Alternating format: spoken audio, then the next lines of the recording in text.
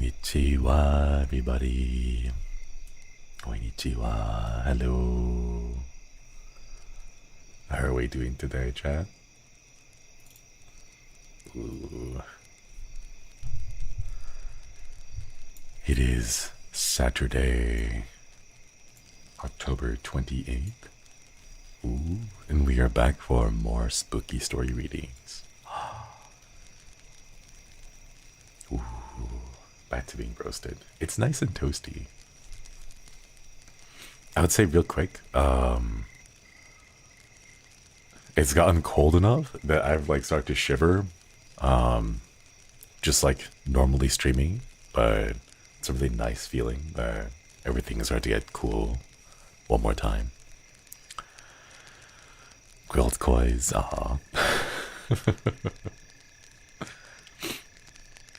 Cold is good. It is good. Yeah. That's not the weather.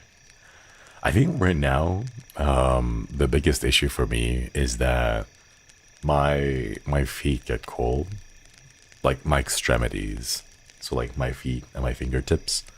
They end up getting a lot colder than the rest of my body. So I have to go do this weird like I wear socks but have shorts on. So like everything else is still pretty warm and toasty. So I'll have like gym shorts on and then socks specifically just for the toes and nothing else. Socks and shorts gay, let's go. Prefer the cold over a bit of heat. Yeah. The blushing ghost emote is so cute. It is. So for those of you who are stopping by for the first time in a while, you may have noticed that there are a couple more emotes available in the chat. I had made a little Twitter post and a community post about them. They're drawn by She. The double SH is really throwing me in for a loop there. I don't know how to pronounce it correctly. But yeah. Keisha, Okoidi, 7 months, let's go. Earl Grey Milk Tea, Okoidi as well. Thank you for reaping the memberships. Except for another spooky story stream. Hope you can get plenty of rest on your break. I'll miss you. Ah, thank you. Man, I really need that break.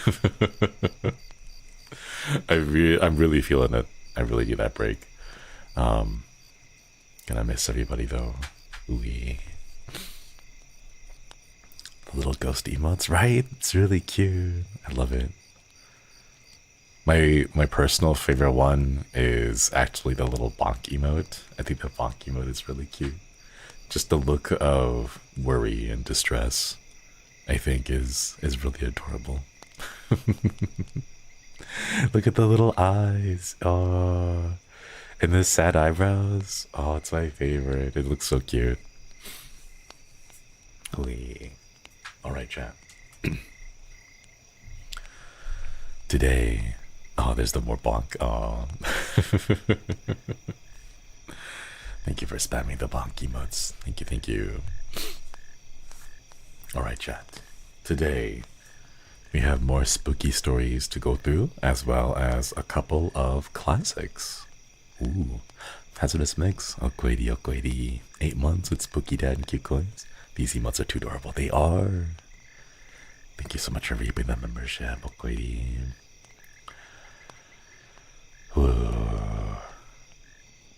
Who is ready to get spooked, chat? Yes, we got some classics. And we also have a few of the koipypasta that were submitted by the kois. There's quite a lot. So we'll just go through a couple of the choice ones. But hopefully we'll try to cover as many as possible. But we're looking for another couple of hours of more spooky noises. I don't know if you can hear that outside. Oh, hey, hello. Thank you so much for reaping the membership. Okoidi.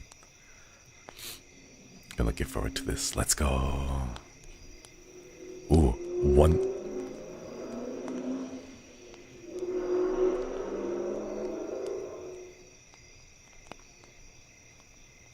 I'm like really tempted to close my window, but I know that if I do, my PC will start to overheat.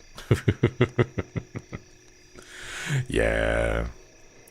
it's just we're actually hanging out by a national park inside Elysium, but it's like just a couple of minutes away from the highway, so you can still hear the horse-powered carriages, horse-drawn carriages, off in a bit of a distance, but we'll ignore that for now.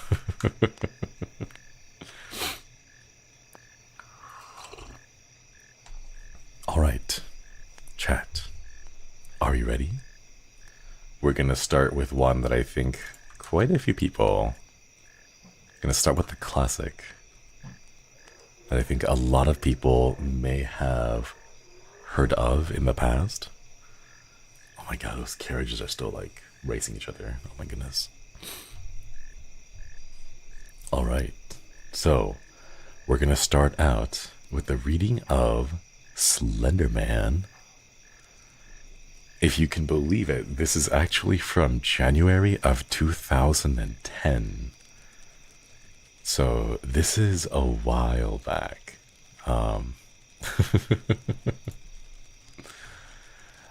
It's not that long, but I will show you a couple of the images that showed up afterwards. Yeah, it's quite ancient. 13 years. I know, right? It's insane. All right. I'll also do the same thing.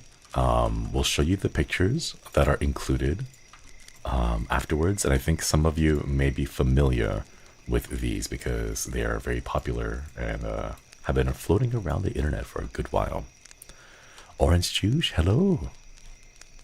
Welcome, welcome. Thank you for joining the collective. Ooh. All right, so the actual creepypasta itself is fairly short, but it's kind of cool to see how wide and how far the community around the story has come from. Yeah. Ooh. There's also like movies, there's games, there's like cults, there's been actual murders, or not murders, I guess like an assault and battery, based off of Slender Man. Ooh. Alright, chat. Here we go. Hopefully the outside noises don't get too rowdy today. Here we go. Hello, hello, everybody. Time to settle down. Here we go. Slender Man. Oh. Should just wait until all the outside noise passes. Man, it feels like I'm trying to record lines for songs, because like as soon as I get started, something loud happens outside. Here we go. The Slender Man creepypasta story. After waking up with a jolt, the girl laid in bed a few seconds longer. Reaching over to switch on her bedside lamp, she tried to remember exactly what had stolen her sweet slumber away. When she couldn't, the brunette swung her legs over the side and heaved herself up. Checking the time on her phone, she snorted when she saw it was midnight, the witching hour. Knowing that sleep would only evade her, she left her bedroom for the kitchen, a good cup of coffee on her mind. As she passed by her front door, a chill spread like liquid fire down her spine. It's only winter, she told herself, focusing again on the coffee plan. Measuring out scoops, water, and preparing her cup kept her occupied. But as the dark liquid boiled, she had nothing left to keep her mind from wandering off. The chill returned, and she couldn't help but glance behind her to the front door. It stood there, innocently enough, just like always. The deadbolt was still in place, and she could see nothing amiss with it. Turning back to her coffee, she did her best to forget about the feeling. With her cup in hand, she started back towards her bedroom. As she walked by the front door, she decided that a quick glance out of the peephole would help calm her restless mind. The chill worsened with each step she took towards the door and further away from the safety and warmth of her blankets. She pressed her empty hand against the cold metal door and took a deep breath before leading her eye to the peephole. At first, she could only see an inky blackness and somehow seemed to swirl in on itself. When she blinked in surprise, the void melted away. She wished it hadn't. In its place, there stood what she could only guess was once a man. The limbs were long and inhumanly awkward, with bulky joints branching off into several arms, not unlike the branches of a tree. The creature was draped in a black suit, somehow making the thing more nightmarish to her. The icing on the proverbial cake, however, was what passed as the hellish thing's face.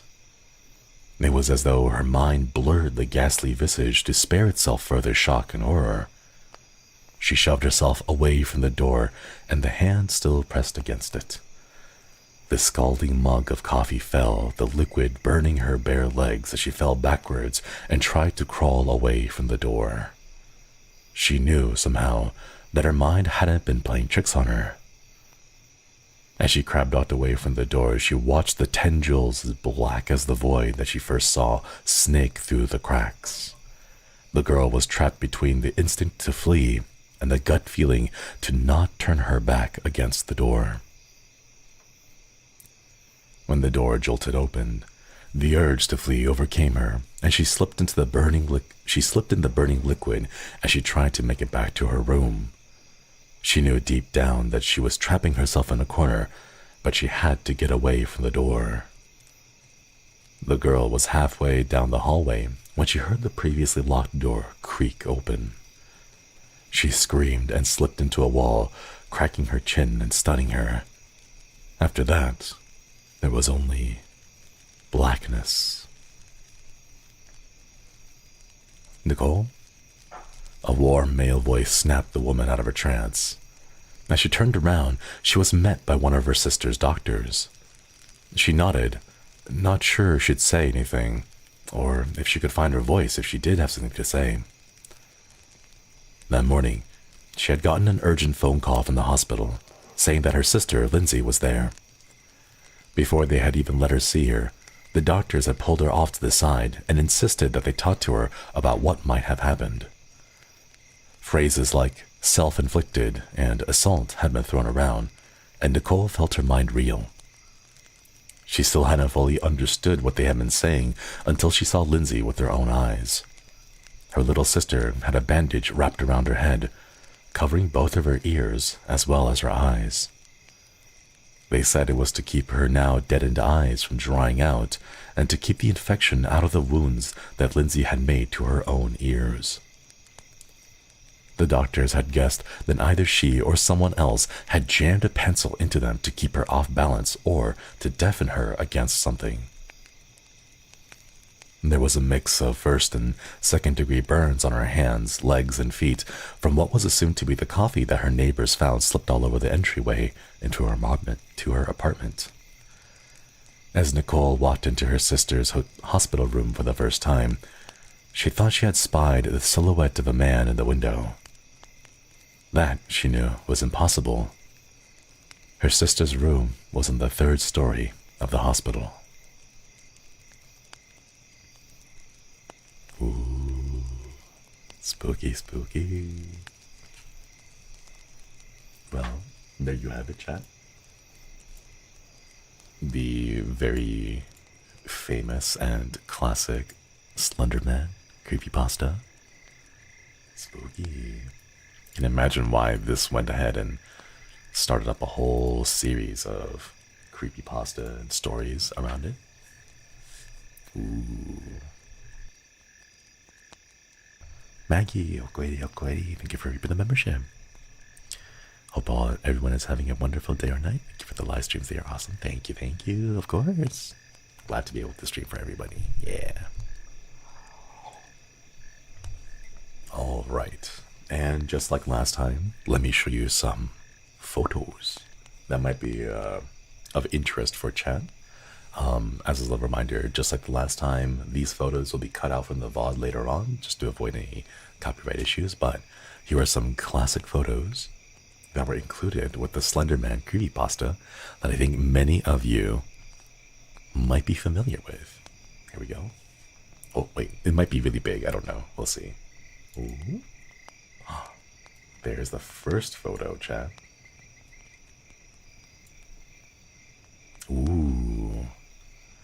I wonder who that figure in the background.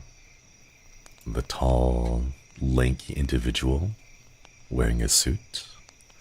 Ooh. I think a lot of people have seen in the past before. And then here is one more photo showing some children playing at a local park. But then you see over there, underneath the trees, the far left.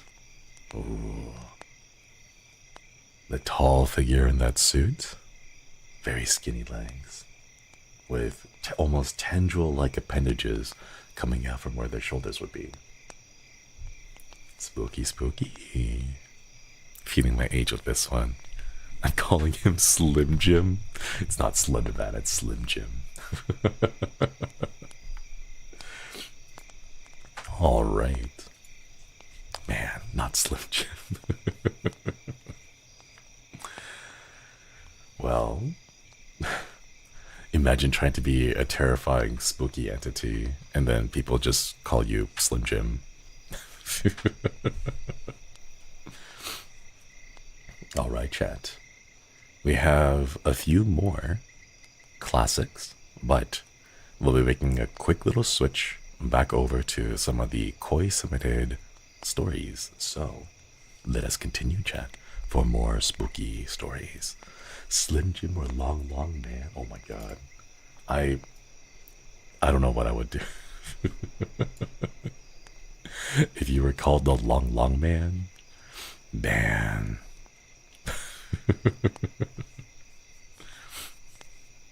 All right, here we go, chat. More. This one was submitted by a user. So let me get that brought out. Submitted by. Oh, it's a little bit too long. There we go. Robot Peter, thank you for the super chat. Be careful, Slim Jim might get you. It's scary. I don't know. I'd be very confused, but also concerned. I would need to know how dangerous Slim Jim is. Because if I just heard that name and the name alone, I don't know if I'd be particularly terrified, but maybe that's my naivety. Ooh. Oops. Sorry about that. Here we go, chat. FYI, these are true stories. Oh, true stories. Okay, here we go. It's kind of spooky whenever there's a story that is like an actual true story that's happened to you.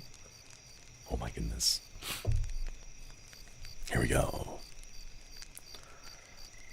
This one is titled, Staring into the Eyes of Death Can Save You Sometimes. My hometown, where I still live, is so far away from everything else in Canada that the only town closest to us is 30 minutes away. It's 45 if you go by the speed limit. And the both are surrounded by mountains, while my town is at the mouth of a channel of water leading out to the ocean. You can name every major natural predator, and my town has it. Black bears, grizzly bears, wolves, wolverines, and mountain lions. Due to the isolation of my town, my grandfather would regularly tell me to keep a weapon on me to stay safe, though it was likely just to make me feel safe. So I kept an old, bent, rusted hatchet in my pants, wherever the belt sits, with a fancy sheath on the blade. My grandfather would also drill it into my head the advice that saved me. If you find yourself face to face with a predator, then you must never run. If you turn around, if you run, you are dead. One night, while I was visiting my mother and sisters and watching movies, I decided to head home late and started walking back at 11:30 p.m. As soon as I stepped outside and closed the door, I instinctively knew that something was wrong. I smelled something that I had never smelled before. Something that I had never smelled before was thick in the air. It was a thick and heavy, wet dog smell that made my nerves go on edge. So I took the duct tape off my hatchet and kept it ready. While walking, I kept my head on a swivel, constantly looking around me. I crossed a faraway street and looked to my left, and standing beside a stop sign was a grizzly bear. While it stood beside the sign, I imagined myself beside it, and my estimations, I would say its head was at my chest level while it was on its all fours. I stand at 5'9", by the way. I took out my hatchet and held it in my right hand while slowly backing away. My grandfather's words echoed in my head, "If you run, you are dead." When I was backing away, I unknowingly broke the cardinal rule with predators and locked eyes with it. And when it comes to predators, they see eye contact. They see that action as a challenge to see who is stronger. As I was backing away, the grizzly was slowly walking across the street to my sign, but was walking towards the tree line, still locking eyes with me. And surprisingly, it was completely silent as I walked. At that time, it was as though the world around me didn't exist. Mountains turned black by the draping darkness of night, and the normally semi-busy streets now motionless with slumber. Not even any cars. Nothing that could have helped me in a fight for my life.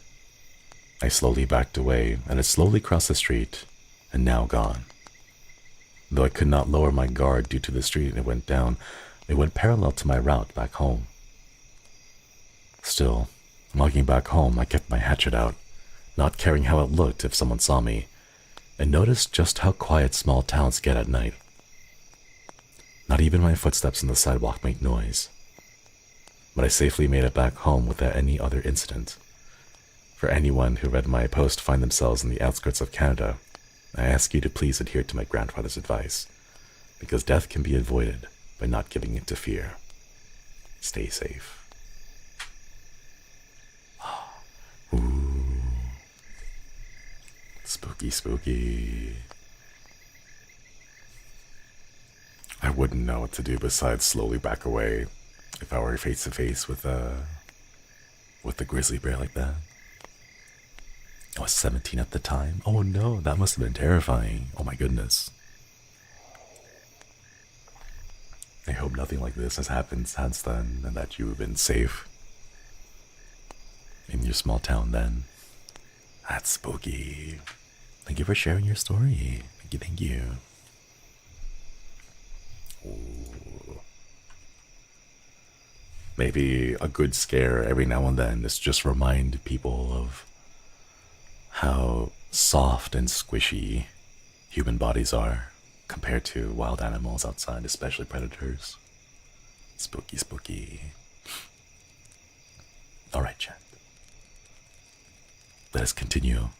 More spooky stories. Gimster, thank you for the submission. Thank you. Alright, let's see. Oh, there's a few more. So we go through a few of these. Okay. Ah, here we go.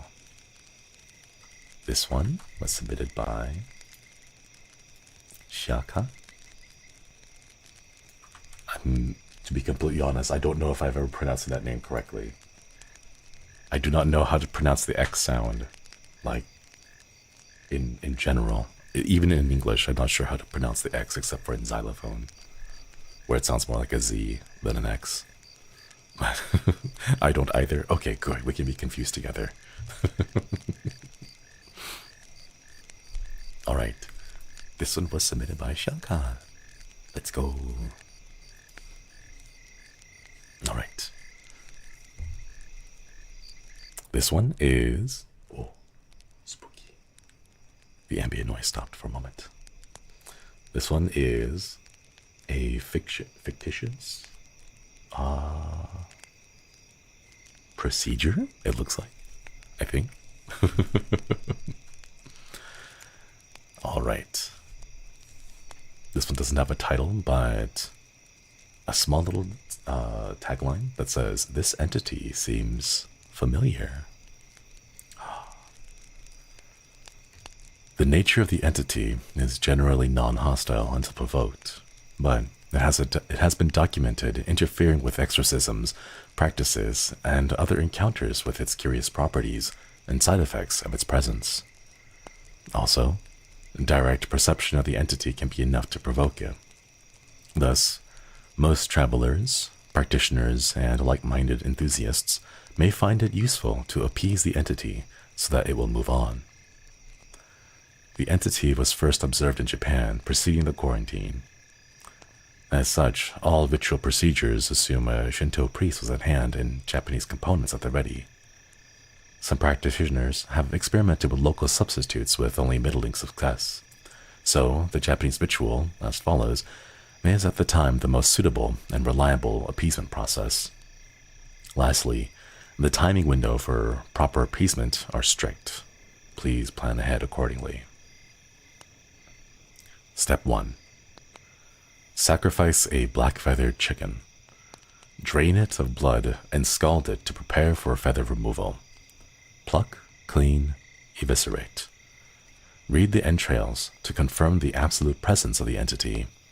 If necessary, re-drain all of the blood that may have returned. Once butchered, chill for at least 12 hours to set the flesh. Step 2. Pluck any feathers that may have regrown. Quarter and debone the chicken. Section the flesh into manageable chunks. Puncture at regular intervals to hamper regrowth. Prepare ritual sake in the standard sakazuki. After blessing, have the priest consume half and pour the rest into the sacrificial flesh placed in a waterproof bag. Massage the flesh so the sake is consumed. Remove all the air to suffocate and chill for 1 hour to reset. Step 3. Perform ritual of cleansing and a prayer of protection. Step 4. Pulverize the rhizome of Z. officinale, clove of A. sativum, and C. P. nigrum. Blessed and purified varieties are preferred. Extract 15 milliliters, 2.5 milliliters, 1 milliliter of coarse remnants, respectively. Mix these into 2.5 milliliters of purified shio, 5 milliliters of dashi, and 15 milliliters of mirin, 22 milliliters of purified sato, and 60 milliliters of shoyu. Mix until uniform. Do not breathe the alchemical mixture.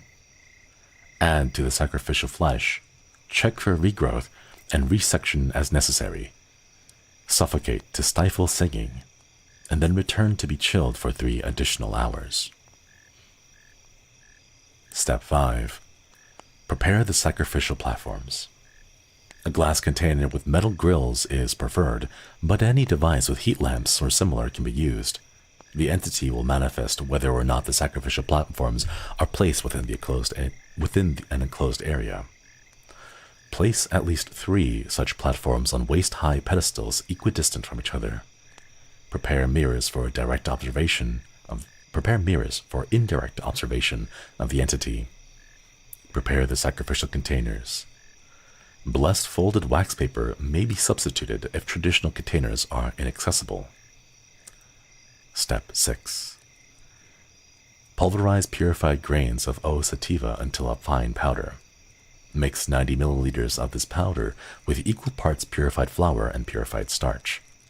Divide the mixture into 3 equal portions and discard and re-prepare if necessary if the entity's influence becomes apparent.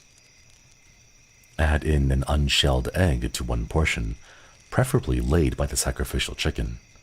Drown out the screaming with 15 milliliters of purified and unadorned anointing oil and mix thoroughly. Check sacrificial flesh for regrowth and cull as necessary. Add the new mixture of child, oil, and powder to sacrificial flesh. Massage until all pieces are well coated and no longer humming. Chill for another half hour and let the flesh set. Step 7. The hour draws near. Don on your ritual clothing. Perform the ritual of cleansing and prayer of protection. Ready the 2 other portions. Check for the entity's influence. To one portion, add capsaicin extract until uniformly a pale red color.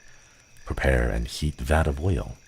Discard and replace as necessary if coagulation or discoloration occurs. Once the internal temperature of the vat reaches 160 degrees Celsius, ready the sacrificial flesh. Once the internal temperature of the vat reaches... at this point, all the flesh should be docile. Any regrowth is a sign of mishap and should be culled with fire. With cleansed or gloved hands, remove the flesh from the bag and place within one of the 2 portion mixtures while praying. Alternate for each piece of flesh and which mixture is used. If the flesh begins to plead, ignore it. Have the priest begin prayers and slip the flesh into the vat. The flesh will scream and hiss and spit, but persevere. If the entity becomes active, avoid any and all contact. After 6 minutes, remove each piece of sacrificial flesh and place upon sanctified paper. All should be quiet. Raise the vat's internal temperature to 180 degrees Celsius. Return the silenced flesh to the vat for 3 additional minutes each to confirm compliance. Step 8. Timing is now critical. At local time 1:50 a.m., place sacrificial flesh in the containers from Step 5. Portion out evenly the sacrifice among the prepared platforms. At local time 2 a.m., the entity should manifest in front of each of the platforms.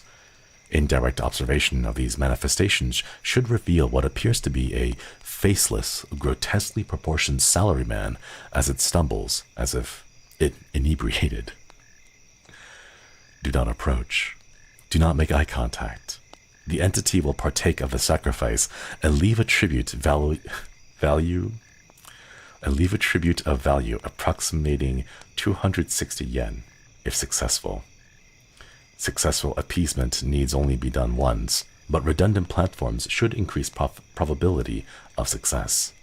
Once appeased, the entity should move on, and regular exorcisms, practices, and other encounters may now resume without interference. Ooh.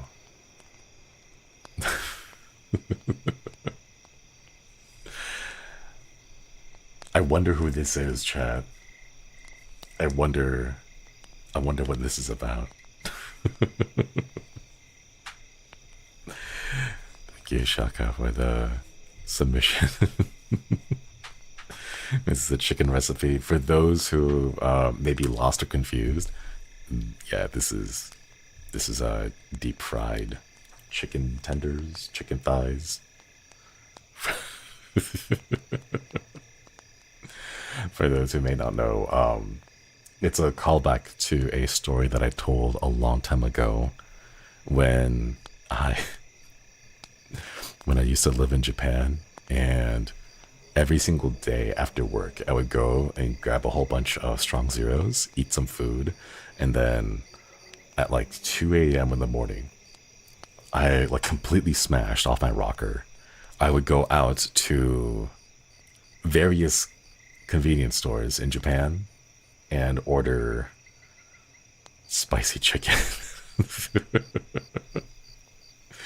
But like I did this so often that I didn't want to be caught, right? So what ended up happening is I found out that there were 3 different convenience stores nearby, and I would alternate.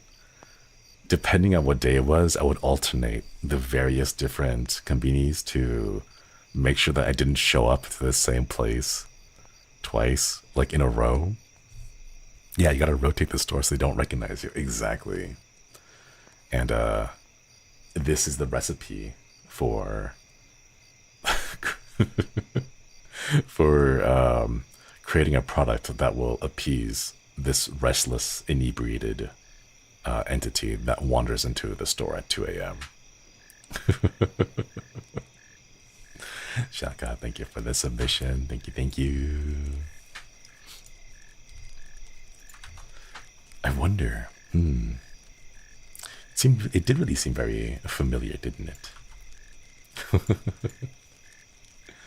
Alright. Oh, Shaka, thank you. Ever since you told me the Chicken Man story, I had this idea in my head. This is indeed a homemade kombini fried chicken recipe. Thank you for reading. Oh, thank you so much for the submission. Thank you, thank you. It's my one last, my one only real legacy left over in Japan. That one guy who just shows up and kind of terrorized the kombini workers at 2 in the morning for a couple of months and then vanished, never to show up again. Nothing flashes me more than someone recognizing me or my order, right? Like, I mean, I'm still gonna order the same thing, okay? But still, like, at the very least, wait for me to make the order, right? Alright, chat. Next story. This one was submitted by Broken Glasses. Let's go. Who shows up in the middle of the night for some chimkin? Yes, it's really good though. It's so good. Like, I should go tell Haka to go grab some. Hang on a minute. Where's Haka? Where's your DMs? Haka, give me your DMs. Oh, go get some fried chicken from Lawson's Family Mart and 7-Eleven. Okay, there we go. I need to send it to him so that he knows too, and maybe Haka can become the next cryptid that goes around. Chad, you don't understand. It's so good. It's so tasty. It just hits. It hits so good at 2 a.m. You know. All right. Next story submitted by Broken Glasses.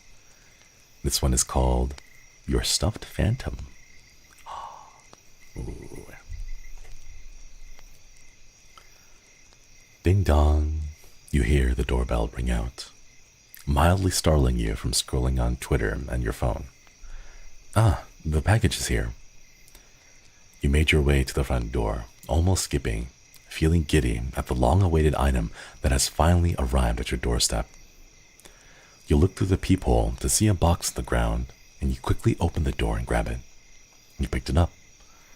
It was light, and you quickly close the door behind you, excited to finally open it. As you walk to your kitchen counter, you inspect the package. It was beaten up on the sides and hastily taped. The whole box was taped as if the person had tried containing something inside the box instead of making sure that it was good for delivery. Maybe they were just trying to avoid complaints of mishandled packaging.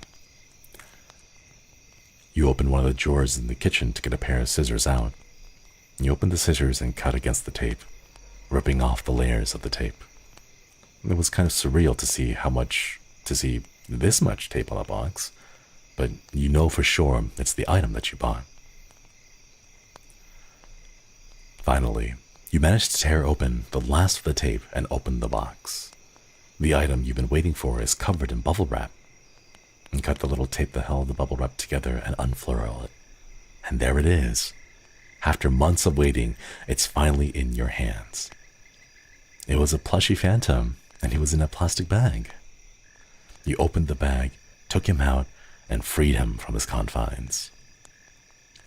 You inspect your new plushie, and every detail was as advertised.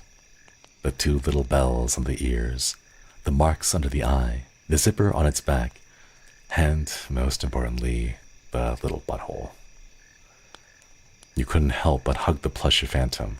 It was so cute and so soft, too. You gently patted the head and poked where you thought the cheeks might be.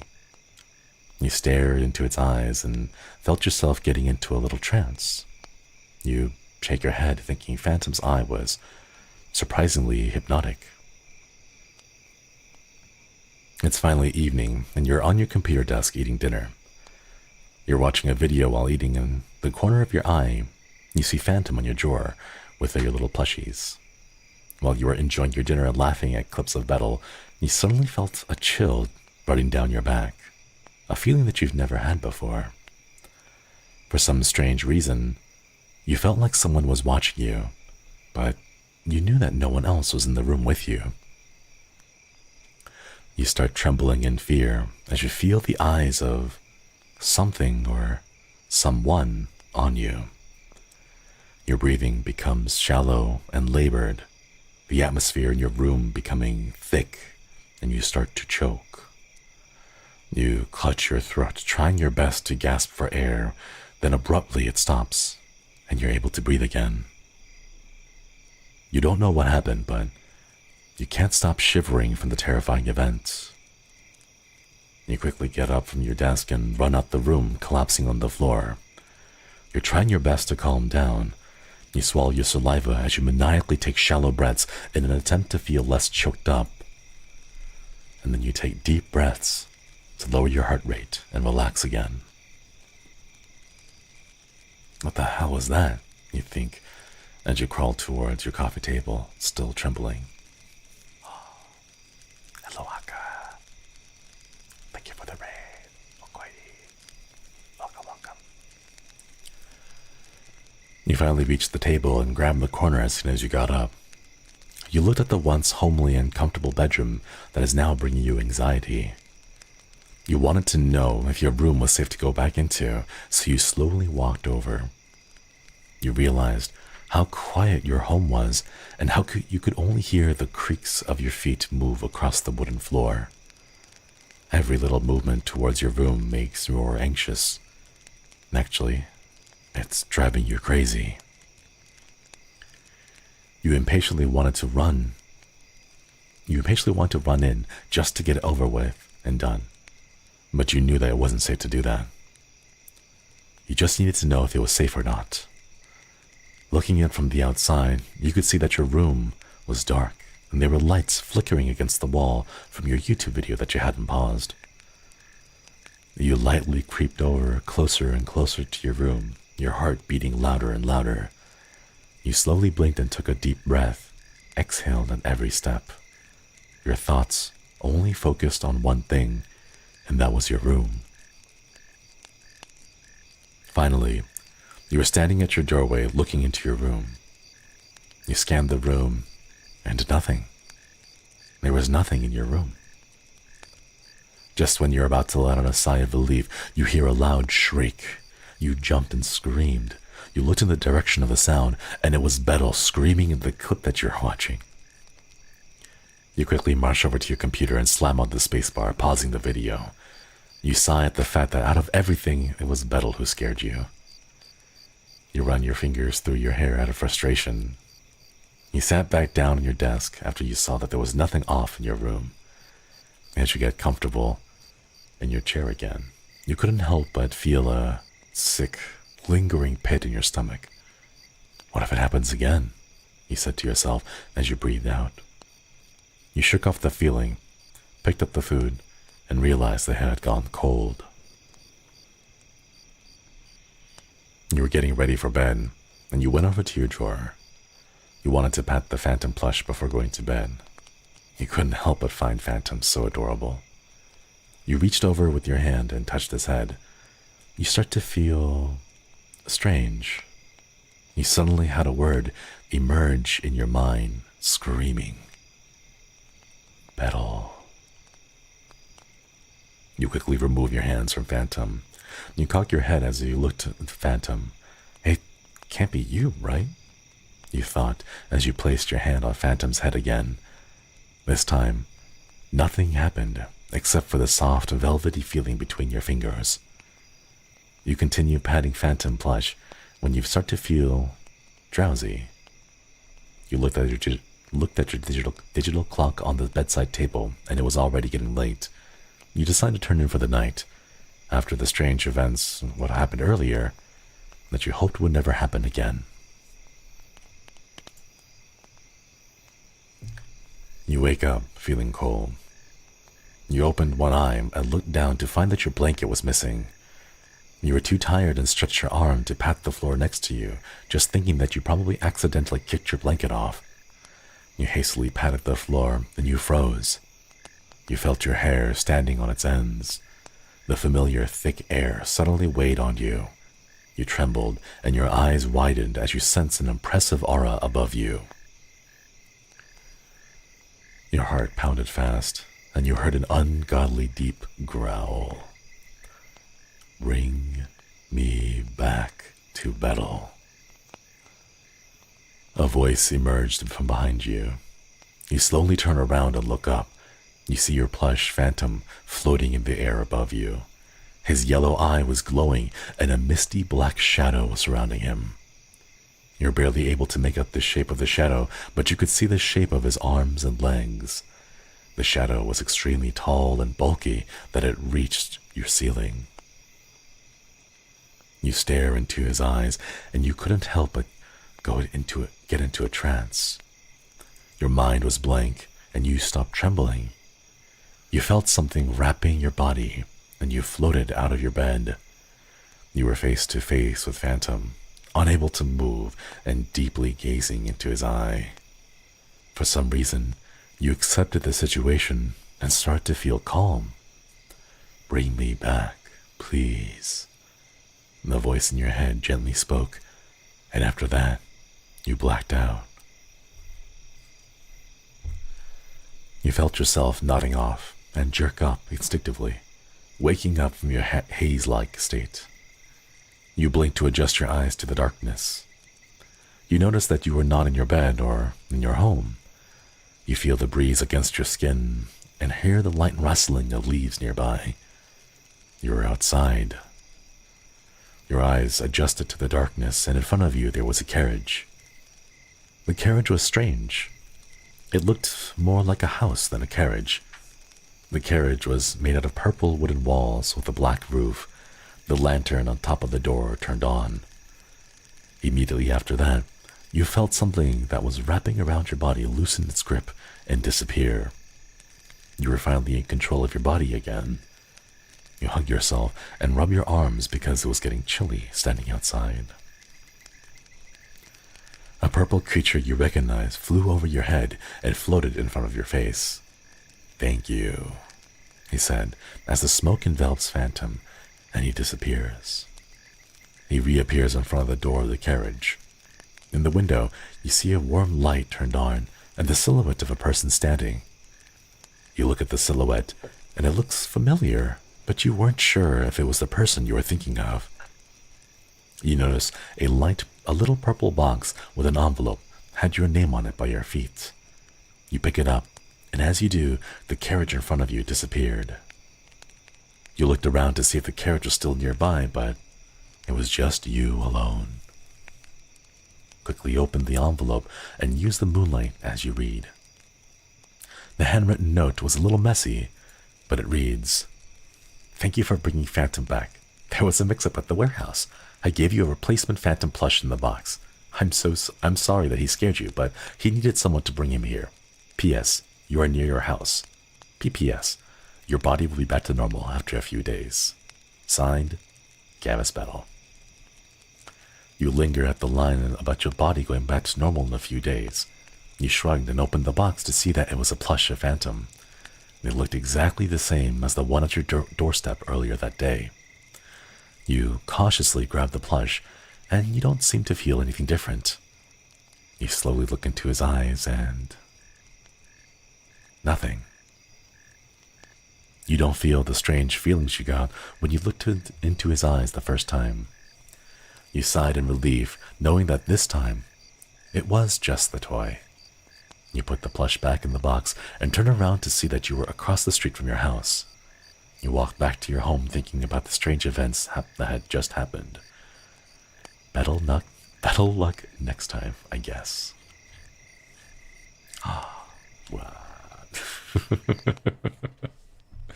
Thank you for the submission, Broken Glasses. Thank you, thank you. And Hiropon, oh Cody, thank you for reaping the membership. Welcome back. How does he say that? Why does it seem? Why does it trip me up? Better luck next time. That was cute. Yeah. I hope all the plushies come pre-haunted. Oh, I hope so too. I hope so. Imagine a haunted Puniko plush, but Puniko is just really done with everything, so they're just kind of floating around, just going, just constantly sighing. That's all Puniko does, just floats around, just like slowly bumps into things. Broken Glasses, thank you for the submission. Thank you, thank you. Ooh, it's really cute seeing the boys just in these spooky stories. Their little fan fictions are really sweet. You hear a sigh in the middle of the night. Ah, that's just Puniko. Just like me, for real, for real. Yeah. Broken Glasses, I see you in chat. Thank you for the submission. Thank you, thank you. Just a tired floating koi. Yeah. It reminds me of the thing that I'm thinking about is there's a GIF out there, I think, with a little manatee. Is it a manatee? I think it's a floating manatee. But what the manatee is doing, it's like just kind of floating, and then it bonks. It like floats face first into a glass wall, and its face scrunches up because it gets all smushed, but it's completely unfazed. It just continues floating and vibing again. That's what I'm imagining it. Next, thank you for stopping by. Gonna write my story. Try using Google Earth to find the base in the blast. You can feel it more. Ooh. Good luck, good luck. Yeah, that's what I imagine a white beluga. Something like that, yeah. That's what I'm imagining Puniko to be like. Sea Bear, oh Goity, thank you for reaping the membership. 3 months, let's go. Or 2 months, 2 months. Apologies. Hearing you read is so calming. Also a fun way to see the temperatures, right? Yeah. Can't wait to read more. Now I really want to squish Puniko. Same. Alright, chat. Thank you all for the submissions. Let us continue some more spooky stories. This one is called... This is a classic one. This one is called White with Red. Oh, follow me. Hokkaido, thank you for reaping the membership. Hokkaido, let's go. And Munchido, thank you for the super chat. Puniko being a mood all the time is a mood. Very much so, very much so. This time, we have 2 kind of shorter ones, so it's not as long as the Slender Man one, but I think this one you may have seen different variations of. Here we go. White with red, not white with magenta. Maybe that is the true horror story. Oh, I bet you, if Battle had played Minecraft with us, he would have succeeded. Just through sheer luck, maximum luck, he would have succeeded. Okay, alright. Here we go, chat. White with Red. I think this story is known by several other titles, so you may have heard this one. This one comes to us from May of 2008.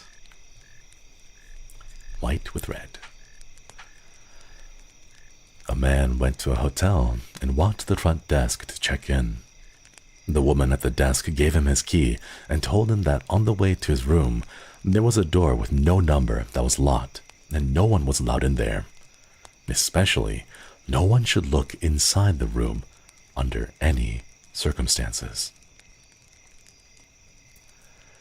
The man followed the instructions of the woman at the front desk, going straight to his room and then going to bed. The next night, his curiosity would not leave him alone about the room with no number on the door. He walked down the hall to the door and tried the handle. Sure enough, it was locked. He bent down and looked through the wide keyhole. Cold air passed through it, chilling his eye. What he saw was a hotel bedroom like his, and in the corner was a woman whose skin was completely white. She was leaning her head against the wall, facing away from the door. He stared in confusion for a while. He almost knocked on the door out of curiosity, but decided not to. This disinclination saved his life. He crept away from the door and walked back to his room. The next day, he returned to the door and looked through the wide keyhole. This time, all he saw was red. He couldn't make out anything besides the distinct red color, unmoving. Perhaps the inhabitants of the room knew that he was spying the night before and had blocked the keyhole with something red. At this point, he decided to consult the woman at the front desk for more information. She sighed and said, "Did you look through the keyhole?" The man told her that he had, and she said, "Well, might as well tell you the whole story. A long time ago, a man murdered his wife in that room, and her ghost haunts it. But these people were not ordinary. They were white all over, except for their eyes, which were red."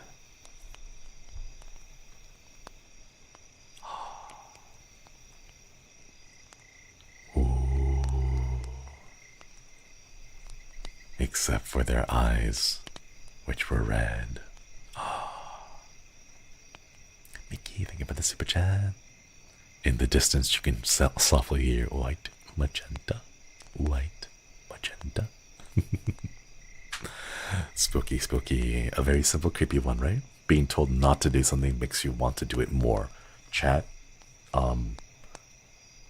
don't have good dreams. Don't get lots of sleep. Don't be healthy and exercise for at least 20 minutes every day.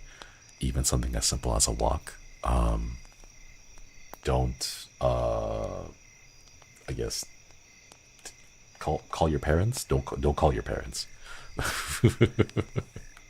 They miss you, right? I don't know. I don't know what other like generic don'ts I can say. Red irises or red sclera too. I think it was the implication was the entire eye was red and that they were staring back at the man through the keyhole. Yeah, don't touch grass. Don't touch grass. Annie Blush, thank you for the super chat. It's great to hear your voice live since I work night shift. Got the weekends off, so the stream is super cozy. Let's go. Thank you for the super chat. Glad to hear that you got the weekends off. Shinry, don't give yourself permission to actually take a break. Oh, that's gonna be a tough one. That's gonna be a tough one. All right. Since that one was short, there's another one that we'll be reading. Similar time period, I guess. This one is called The Cabin in the Woods, also known as The Portraits. Comes to us from April of 2009. Ancient stuff, ancient stuff.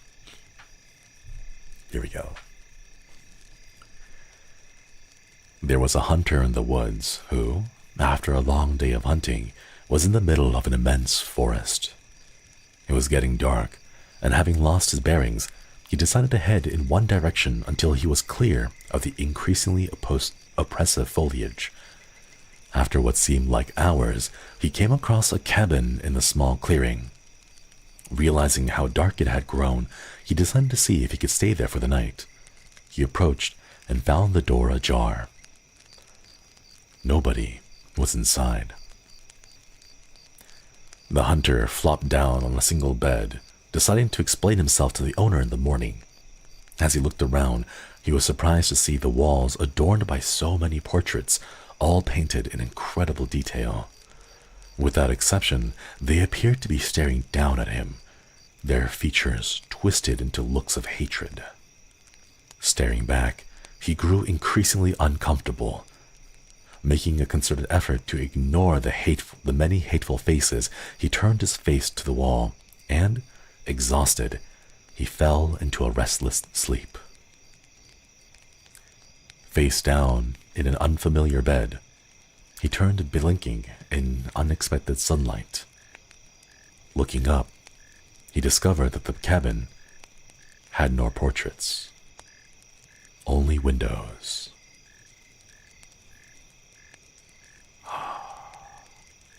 Ooh. No portraits, only windows. The portraits of all the people staring at him were not portraits. There are people standing outside the window staring down at him. Spooky. A classic, yeah. Very short. It's a classic. A lot of people have read these. I love the last line. Yeah. Alright. More like spooky things and looking at them through windows or keyholes. Should we do one more? These are pretty short. They're very short. I think we can do one more. These kind of horrors, why two-sentence horror got popular. I wish I could do some two-sentence horror stuff. I think like because of the fact that the Reddit posts make it a bit more difficult to get permissions for, but maybe. This is why windows should always have a curtain. Yeah. Okay, let's do one more. Let's do one more. You know what? This one. You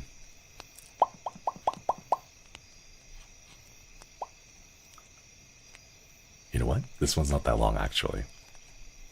This one is not that long. It is a classic. It's actually a lot shorter than I thought it was going to be. Here we go. Let me go change the name. This one is called The Russian Sleep Experiment. It's a very, very old classic that a lot of people may have read in the past. I'm looking at about 16 minutes or so. This comes to us from July of 2012. This one is ancient. Oh my goodness. All right. Let me go get some more. Make sure I have some water. Ooh. It's not real? I feel like this is based on a true story. I'm actually not too certain. I'm sure that a majority of the creepypastas are all fictitious, although the authors may have been inspired or making an homage to real life events. Well, yeah, and as usual, we will always also share some of the photos that come along with it, and I just see one. Although it's a very tiny photo of some people with what appears to be World War I style gas masks. So it's not too spooky.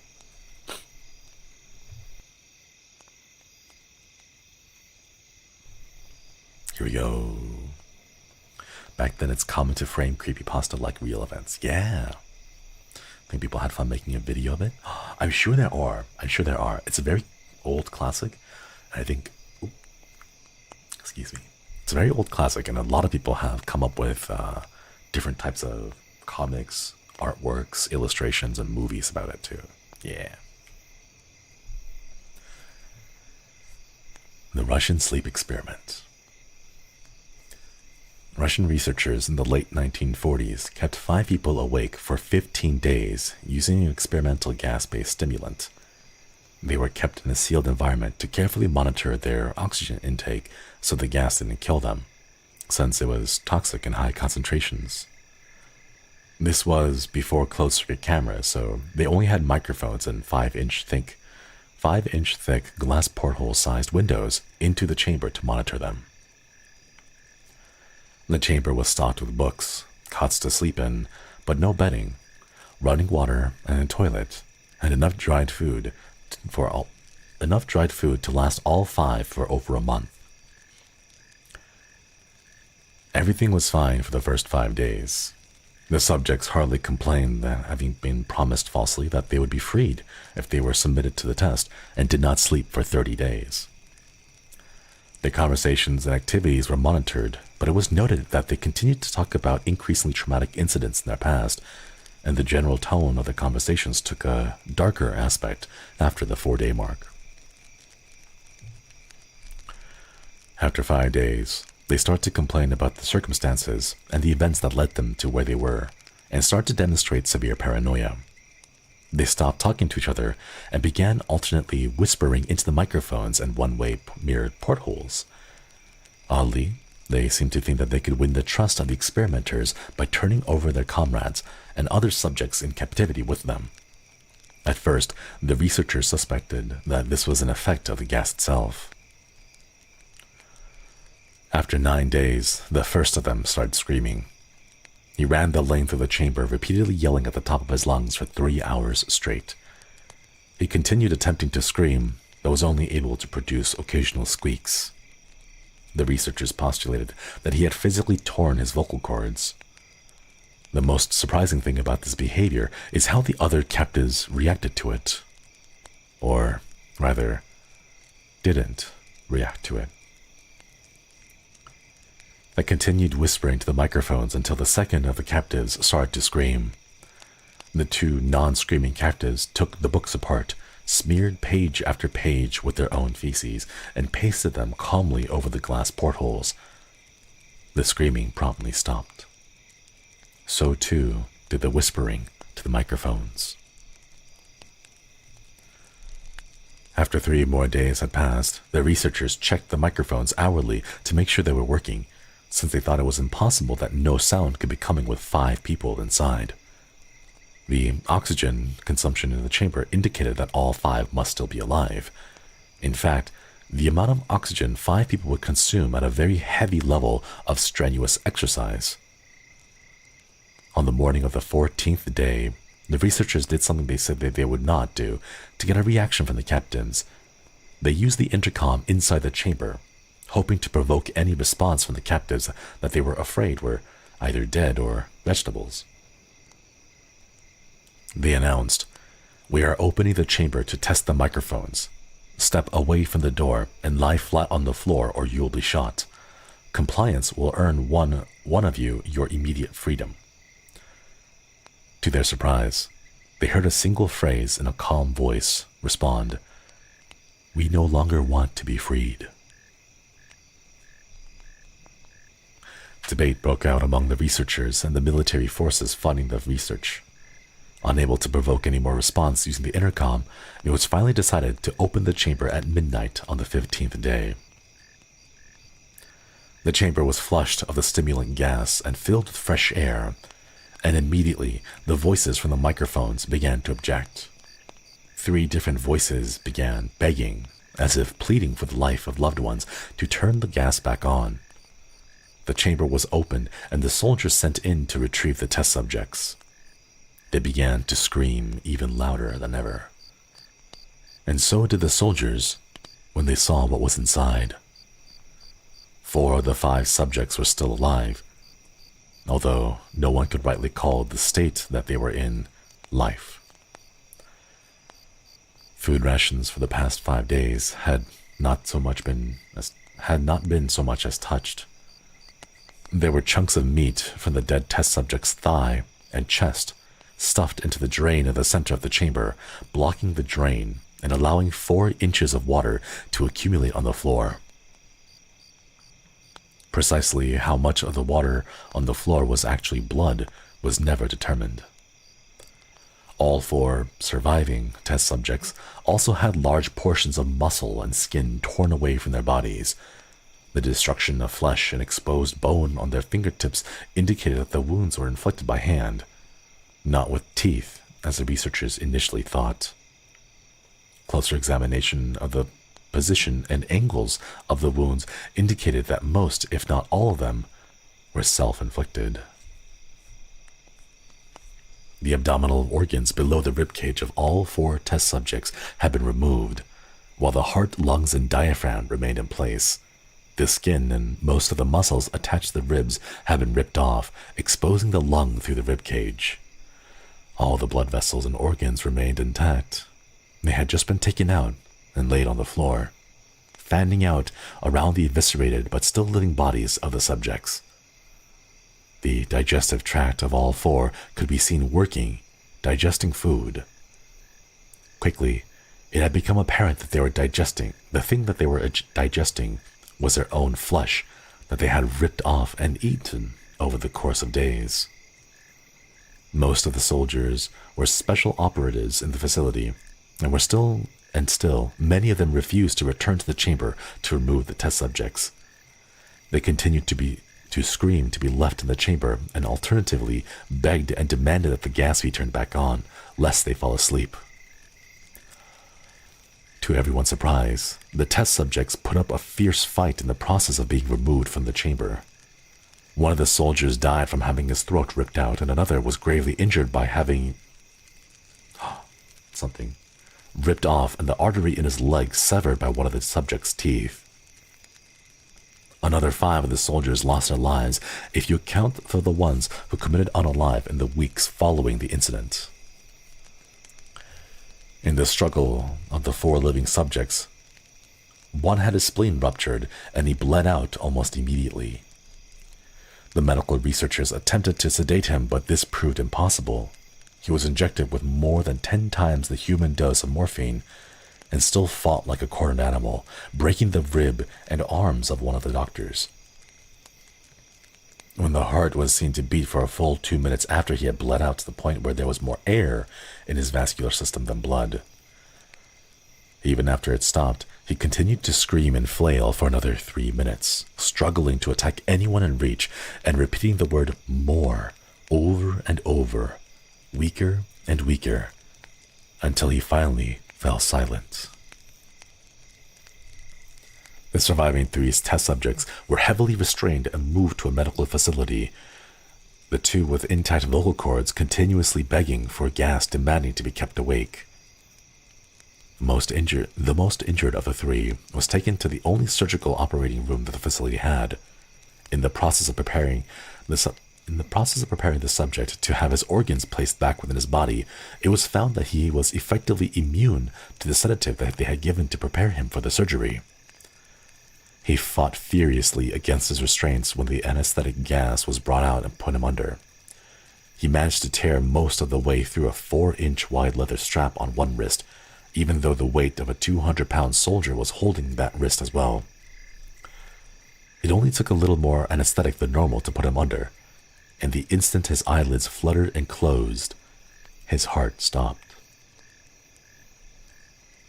In the autopsy of the test subject that died on the operating table, it was found that his blood had tripled the levels of oxygen normally found in humans. His muscles that were still attached to his skeleton were badly torn, and he had 9 broken bones in the struggle not to be subdued. Most of them were taken from force from his own muscles exerted on them. The second survivor had been the first of the group of 5 to start screaming. His vocal cords destroyed, he was unable to beg or object to the surgery.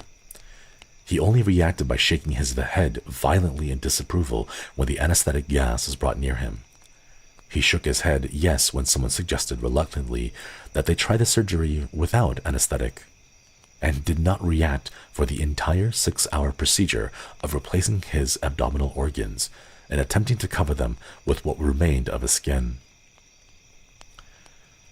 The surgeon presiding stated repeatedly that it should be medically impossible for the patient to still be alive. One terrified nurse assisting the surgery stated that she had seen the patient's mouth curl into a smile several times whenever his eyes met hers. When the surgery ended, the subject looked to the surgeon and began to wheeze loudly, attempting to talk while struggling. Assuming that this must be something of dramatic importance, the surgeon had a pen and pad fetched so that the patient could write his message. It was simple.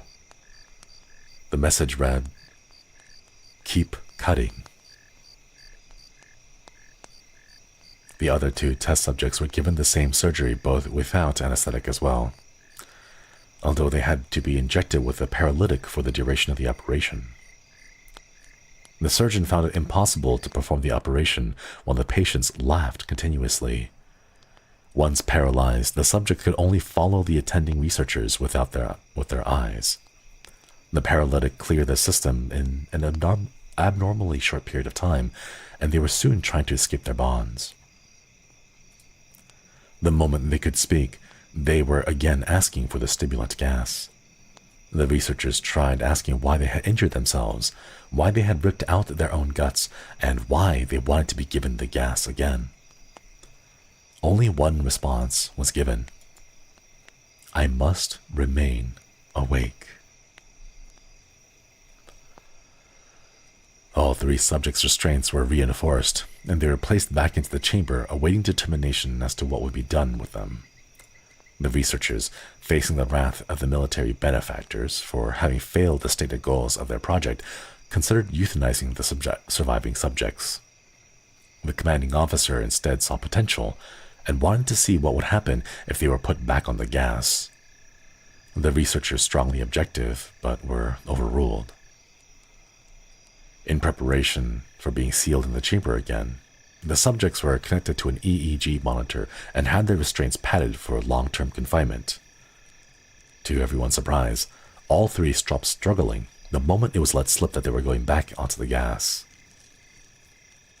It was obvious at this point all three were putting up a great struggle to stay awake. One of the subjects that could speak was humming loudly and continuously. The mute subject was straining his legs against the leather bonds with all his might, first left, then right, then left again, for something to focus on. The remaining subject was holding his head off his pillow and blinking rapidly. Having been the first to be wired to the EEG, for most of the researchers were monitoring his brainwaves, were in surprise. They were normal for the most part, but sometimes flatlined inexplicably. It looked as if he were repeatedly suffering from brain death before returning to normal. They were focused on the paper scrolling out of the brainwave monitor that only one nurse saw his eyes slip shut at the same time his head hit the pillow. His brainwaves immediately changed to that of a deep sleep, then flatlined for the last time as his heart simultaneously stopped. The only remaining subject that could speak started screaming to be sealed in now. His brainwaves showed the same flat lines as the one who had just died from falling asleep. The commander gave the order to seal the chamber with both subjects inside, as well as 3 researchers. One of the 3 immediately drew his gun and shot the commander between the eyes, then turned the gun on the mute subject and blew out his brains as well. He pointed his gun at the remaining subject, still restrained to a bed, as the remaining members of the medical and research team fled the room. "I won't be locked in here with those things. Not with you," he screamed at the man strapped to the table. "What are you?" he demanded. "I must know." The subject smiled. "Have you forgotten so easily?" the subject asked. "We are you. We are the madness that lurks within you all, begging to be freed at every moment in your deepest animal mind. We are what you hide from in your beds every night. We are what you sedate into silence and paralyze when you go to the nocturnal haven where we cannot tread." The researcher paused, then aimed the gun at the subject's heart and fired. The EEG flatlined as the subject weakly choked out, "So nearly free."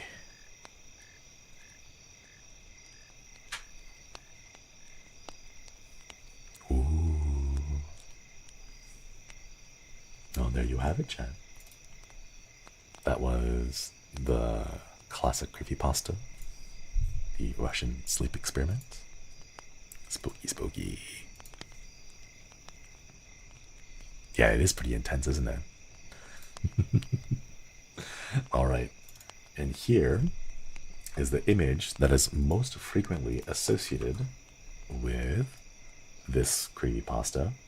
I believe it depicts. There it is. It simply depicts four, I believe, soldiers or officers wearing what appears to be some simple, rudimentary gas masks.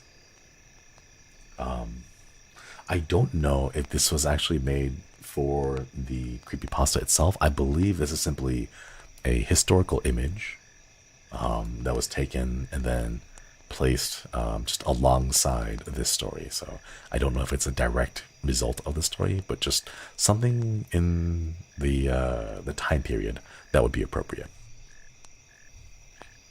Ooh, chat. Ooh, spooky, spooky. Yeah. I think it's just a simple like period piece of the image. I don't think it's actually like a proper image of purporting to be of this sleep experience. But yeah, there's a short YouTube movie about it. Ooh, nice. If you'd like to go check it out, the creepypasta is called The Russian Sleep Experiment. I believe it's one of the more famous ones. A lot of people have been talking about it. So, well, like it was really famous when it came out. So there's a lot of fan-made content around it. The image is real, but the story isn't. Yeah. We should check it out the next watch-along, chat. We should do a watch-along for it. There are pictures of the creatures. Are there? I don't see one available on this. Let me see. Ooh. Yeah, this one's kind of spooky. I'm not sure if this. I don't know if I want to show this one. These are kind of spooky, creepy. It looks kind of wild. The monster is kind of very grotesque. Yeah, it's a hunched figure smiling with what appears to be its lips ripped out. You can see the full wide toothy smile. But yeah, it's spooky, spooky.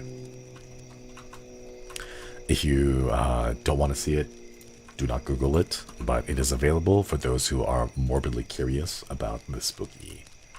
But yeah, that was the classic creepypasta, and now let's go back to reading some submitted by the Kois again. Yeah. It's a Halloween decoration, I think. I would be surprised. There's also like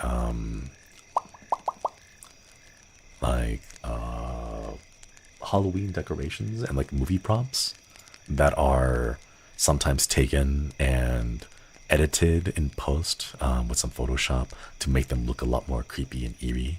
So there are some of that too. So it's not always like real.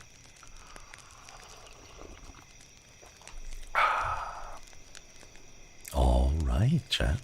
Let us continue and look at some more creepypastas posted by the Kois. Ooh. All right. Let me go ahead and grab the name for this one. Toss it into... Okay, so this one submitted by Zabukasha, goes by Roa Peter. Ooh. This one here says, figured I'd share my totally true experience and share the truth about Shinry and his cursed streams. This is going to be interesting to read. We'll see how it goes. It is, I'm going to be honest, chat, it's a little bit strange, odd, I think, to like read stories about me or like things about me. It's like a weird third person perspective thing that goes on. All right, this story is called Don't Trust Josuiji Shinri. Here we go. Look, I know it might sound crazy or make me look like some deranged hater, but you have to believe me. He is not what you think he is. I'm not even sure what he really is. Anyways, look, you just have to trust me. I've been watching his streams from the start, and I understand that I fell for his comfy vibes too. Heck, I love HOLOSTARS in general. I brought all the merch I could, and this is even first in line for my first Tenpansu set. So, when I say that whatever he or it is can't be trusted, I'm not doing so lightly, but with the desperation of a fan who had his entire life torn apart from this knowledge. I get it though. That won't be enough. Let me tell you what happened to me, and maybe the horrors I went through will be enough to convince you.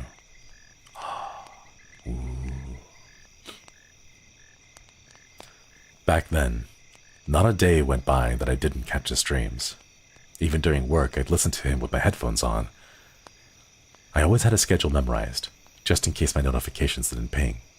So you have to understand how surprised I was when I was browsing YouTube late at one night, barely even awake and lying in bed, when I saw the pop-up on my phone. A stream notification set for members only at 12 from Josuichi Shinry channel. It was 12:03. I hurriedly clicked on the link, thinking that I missed some tweet or community message that he'd left. I barely even had the time to see the stream and was even called before my phone suddenly blinked over to the YouTube app. In my head, I tried thinking, what is a sudden gorilla stream could be, especially if it was members only? A late night Zatsudan? Maybe a last minute sudden watch along? What eventually popped up, however, was the last thing I would have expected. First, I noticed that the intro music was a little off. Like it was being played from a room away while being recorded in another. I thought maybe it was my headphones, but it sounded exactly the same from my speakers. I even restarted the app and nothing changed, so I decided to check in the pre-chat and see if anyone else was hearing it. That was the second thing I realized was off. Chat itself looked normal at first glance, and I didn't see anyone talking about the audio, so that seemed to be a personal issue. Though, as I continued to look, I noticed a lot of comments that didn't make much sense. Most were people talking about how excited they were for the stream, or how they could have been waiting for so long for it.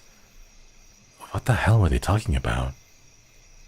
Did Shinry talk about this in some outside collab stream I missed? If this stream was planned so early, why wasn't it on his schedule?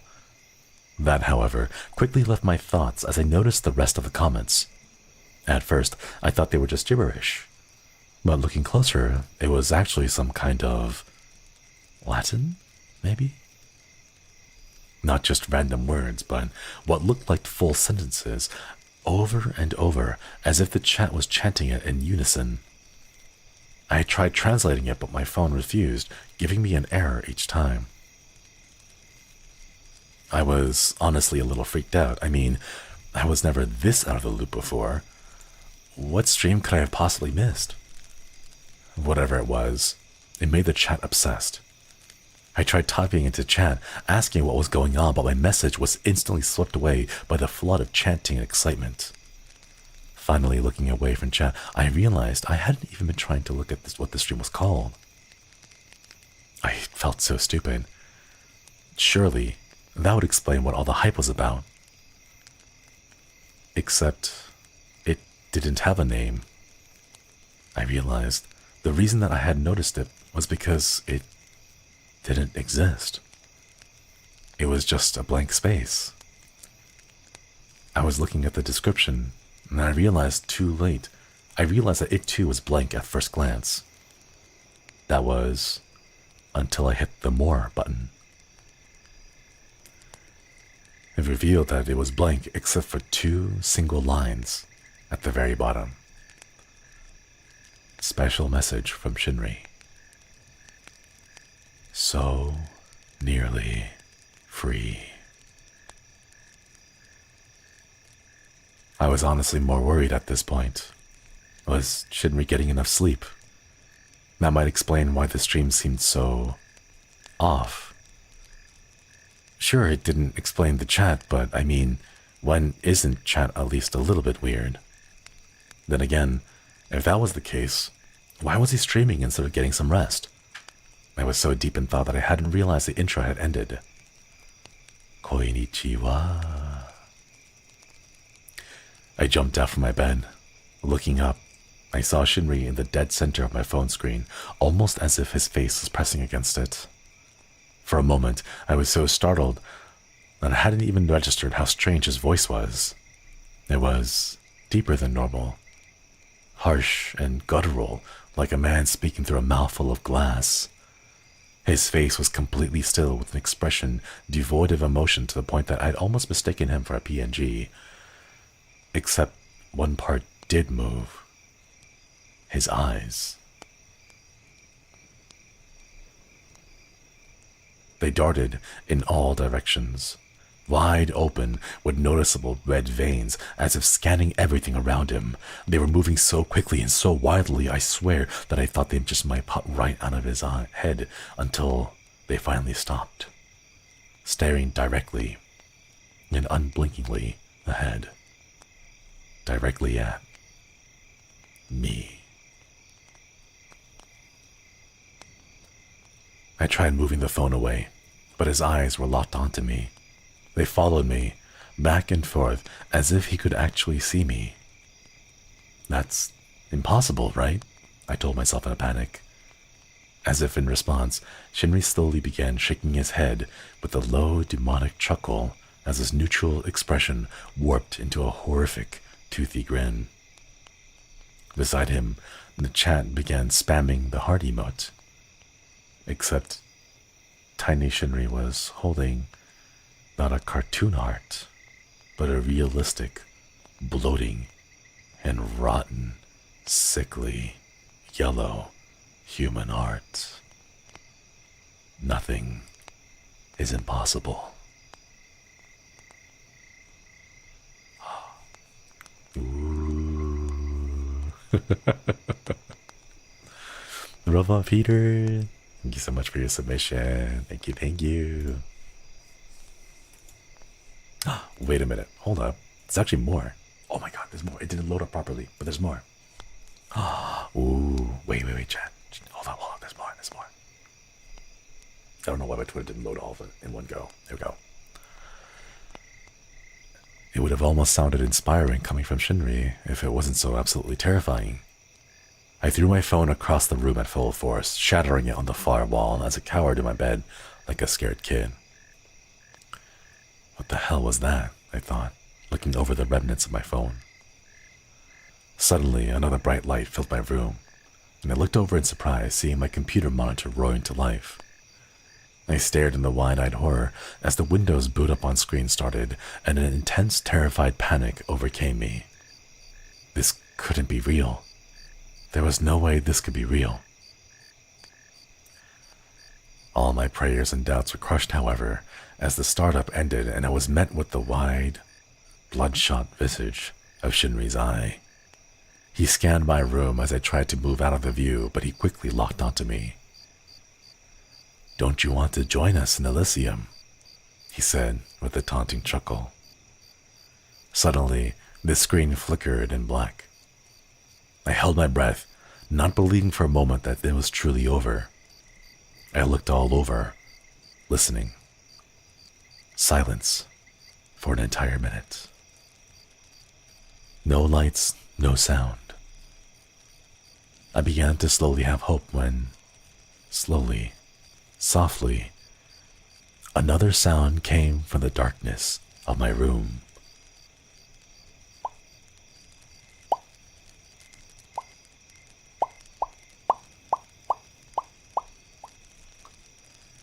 I screamed as loud as I could, praying that someone in the house could hear me.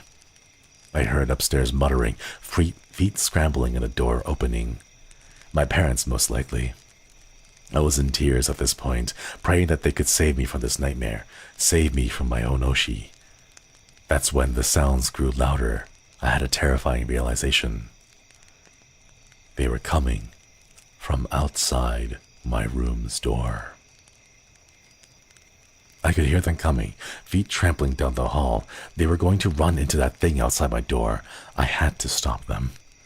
No, stop, I shouted as I flung myself off my bed, feet tangled in my sheets as I fell chin first onto the floor.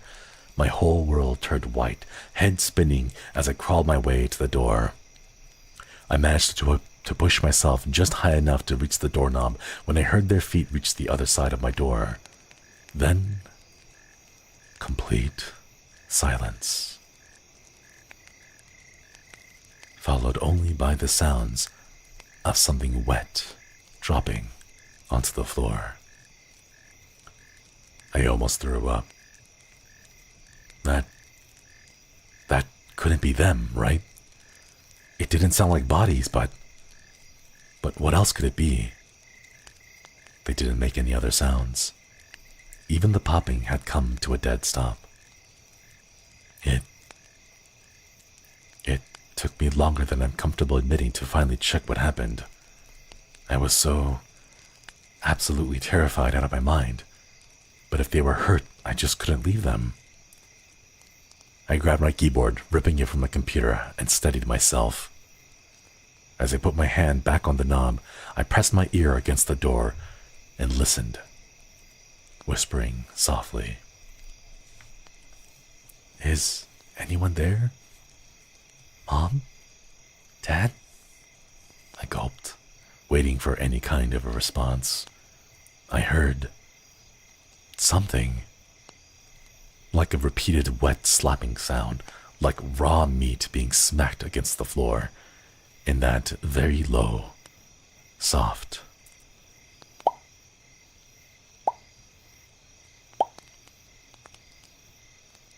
I took a deep breath, steeling my nerves as I slowly turned the knob, gently, carefully as not to make a sound.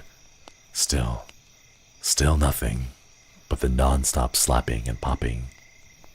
My mind was racing. I was going mad simply imagining what could possibly be behind the door. What horrific sight would I see, if I would even live long enough to see anything? With all my power, I pulled the door open, slamming it against my wall as I suddenly jump out, swinging my keyboard like mad. Then, I froze. There was nothing around me. No big monster, no parents, no horrific murder scene. A completely empty hallway. I was just about to chalk it up to me losing my mind after staying up too late. A sudden fit of insanity from the lack of sleep, when the smell hit me. It was fishy, with a small hint of coffee. Then, suddenly, I heard it. A soft, wet smack and a pop. I looked down at my feet where the smell was strongest. I squinted my eyes, trying to see whatever it was in the dark.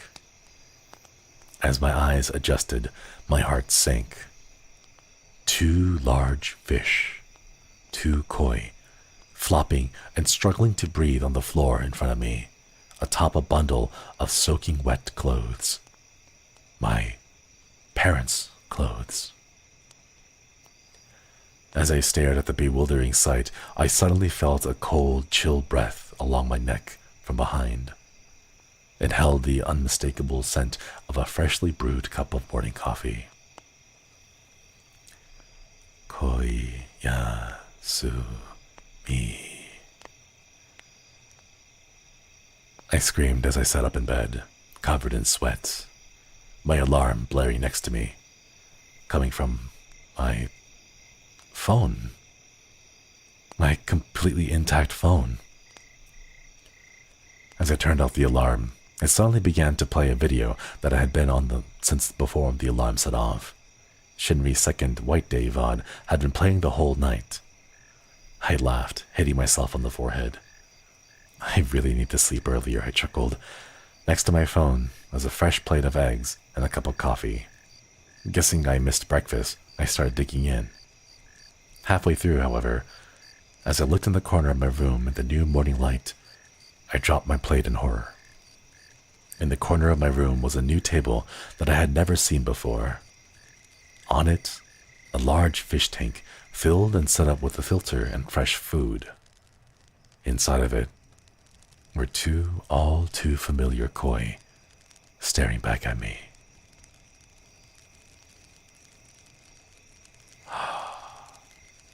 Dun dun dun. Ooh.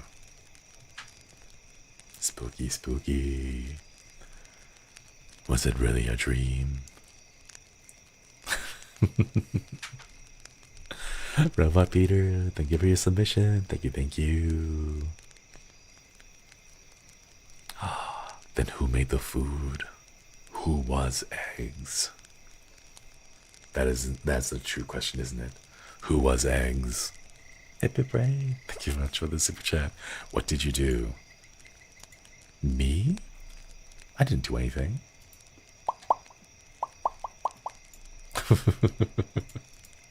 Thank you so much for the submission. Thank you, thank you. Glee, thank you for the super chat. Had a late glance so we were listening to all the lovely spooky stories. You have yet another fan. She wonders when you'll read audiobooks. Maybe if we can get audiobook perms. Thank you so much for the super chat. Thank you, thank you. Ooh, yeah. Also, real quick, during the reading, Subarashish and eating Mike Tyson's cake. Thank you so much for re-upping the memberships. Oh, Quiddy, welcome back, welcome back. Thank you so much for re-upping the memberships. Alright, there we go. Thank you so much for your submission, Robot Peter. Apologies, I thought it had like stopped loading after a while, but you're able to get both parts to it. Yeah. Cake. Delicious cake, right?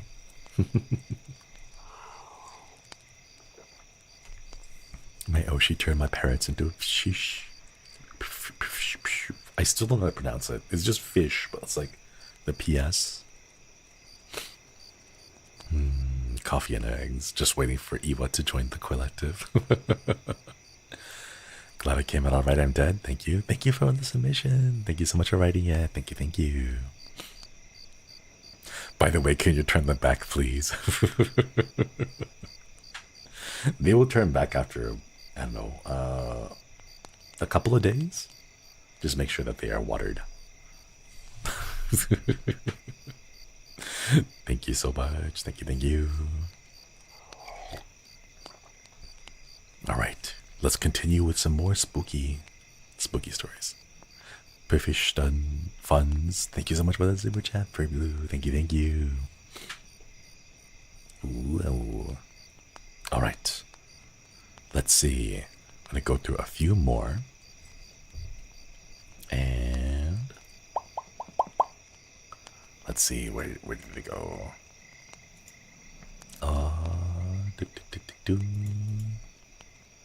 I have a few that I'm trying to like find, but there are so many tabs open that I'm like doing my best to just find them again.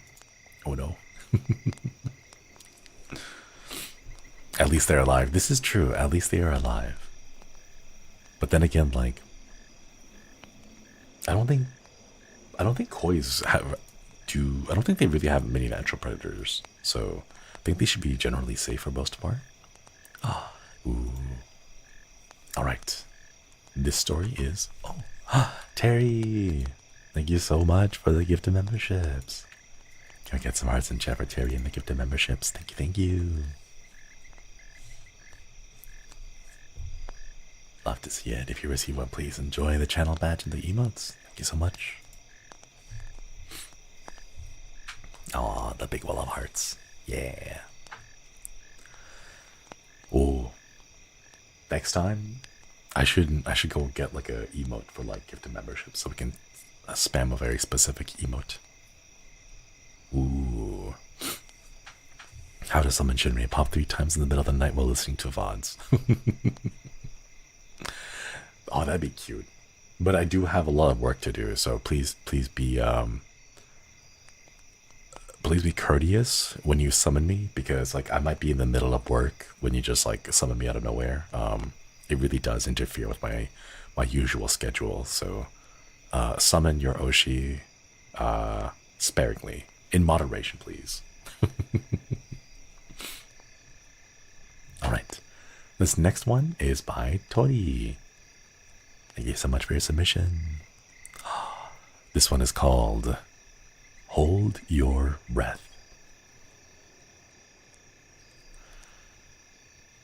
Have you ever been told to hold your breath when you drive past a graveyard?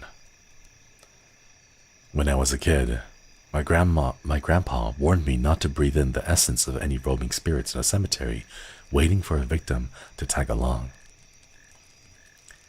I had always thought that this superstition was just that, a superstition, until one day during the dead of summer, when I was 10 years old. My grandparents had been driving us home from the beach, making sure to stop by to feed the ponies the carrots that we had bought. My older brother Micah and I were sitting on the beach towels in the car to catch any beach sand still lingering on us.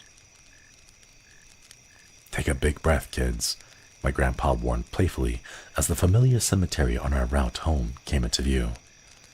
Dutifully, I prepared to play along and sucked in a theatrically big breath. Right as the headstones began passing by the window, I felt fingers wriggling against my sides. I have always been incredibly ticklish, known to screech in sensitivity as a child. As my body tensed, I exhaled all my breath. I reflexively inhaled and screamed at my brother for his prank.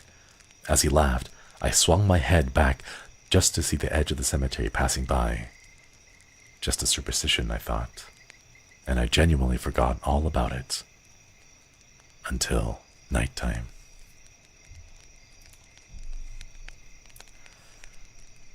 I couldn't tell you what exactly woke me up in the dead of night. Maybe it was the fact that my grandparents usually kept the house a toasty 78 degrees Fahrenheit, and suddenly it felt like winter in my bedroom.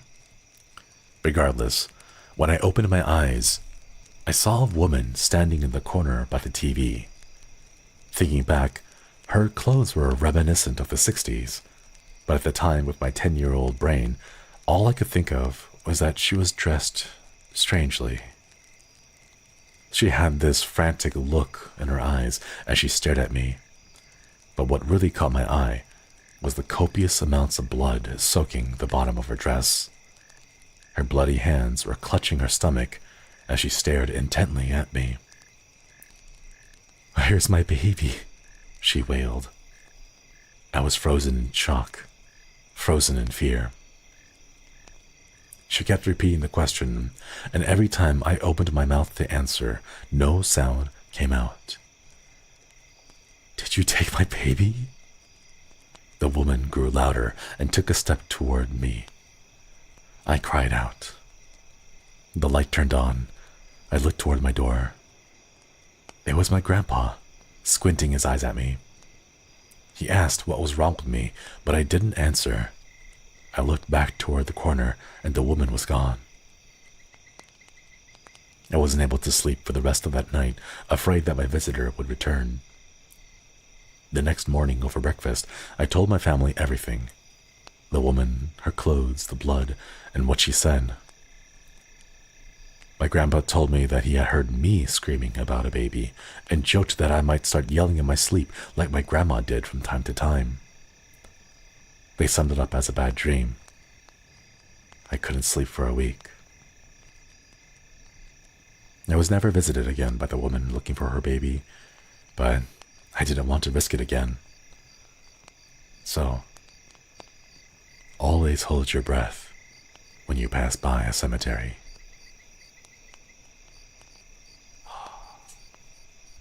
Ooh, spooky, spooky. Thank you so much for your submission, Tori. I do have to say, though, I have actually been told the very same thing. I have been told that if you go by places of death or great loss or trauma, that you should be holding your breath and not like inhale any of the negative energies around there. I've also been told the same thing too. Yeah, same. Looks like a few kois in chat have also been told the same stuff. Yeah, and like even simple things like roadkill, just like the negative energies of roadkill, you don't want to inhale that either. So the superstition was that you would always hold your breath. Yeah. Except it was only if you were wearing red. Hard when you live by one. Oh no. Maybe they're just chill. Maybe the ghosts that hang out by the cemeteries if you're nearby one are pretty chill. Because they were mostly just people, right? So they probably have their own ideas and their own little hobbies that they want to continue. Meanwhile, my grandma told me I must not point my fingers at graveyards because it could call the death. Oh, yeah.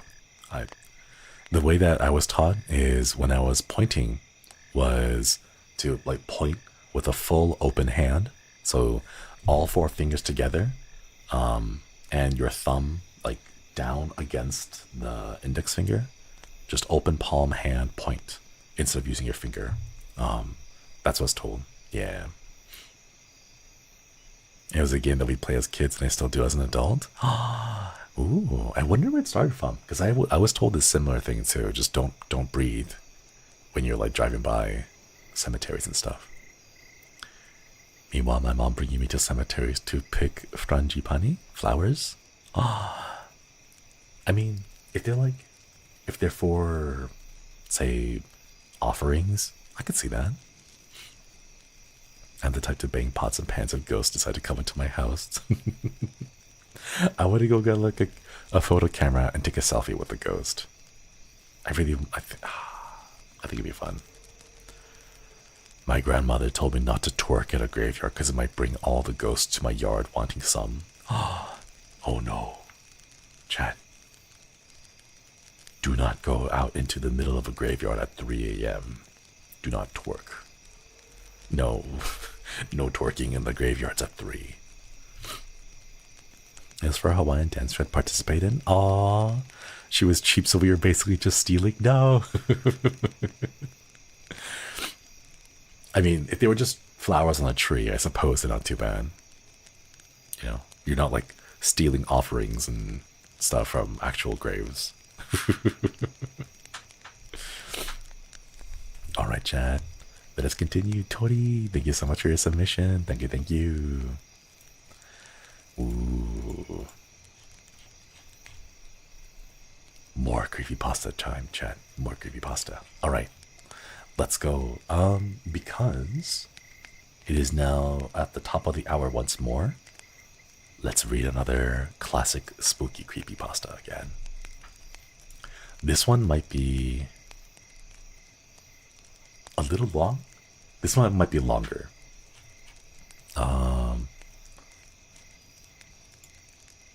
guess we can read a couple of these first. So just as a little heads up, the creepypasta Ben Drowned takes about an hour to read.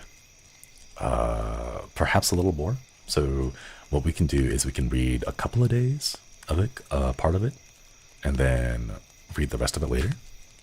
Maybe. We could split it up and then do some more koi stories, or we could just go like the entire thing.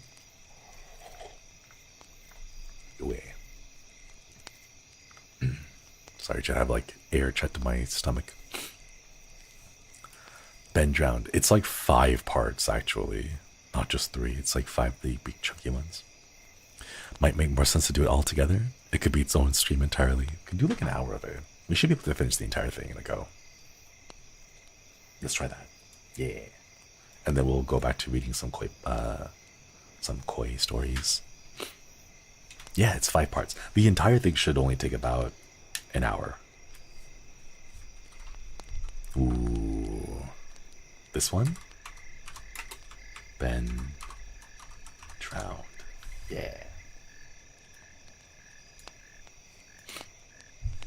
Dementor, but not from HP.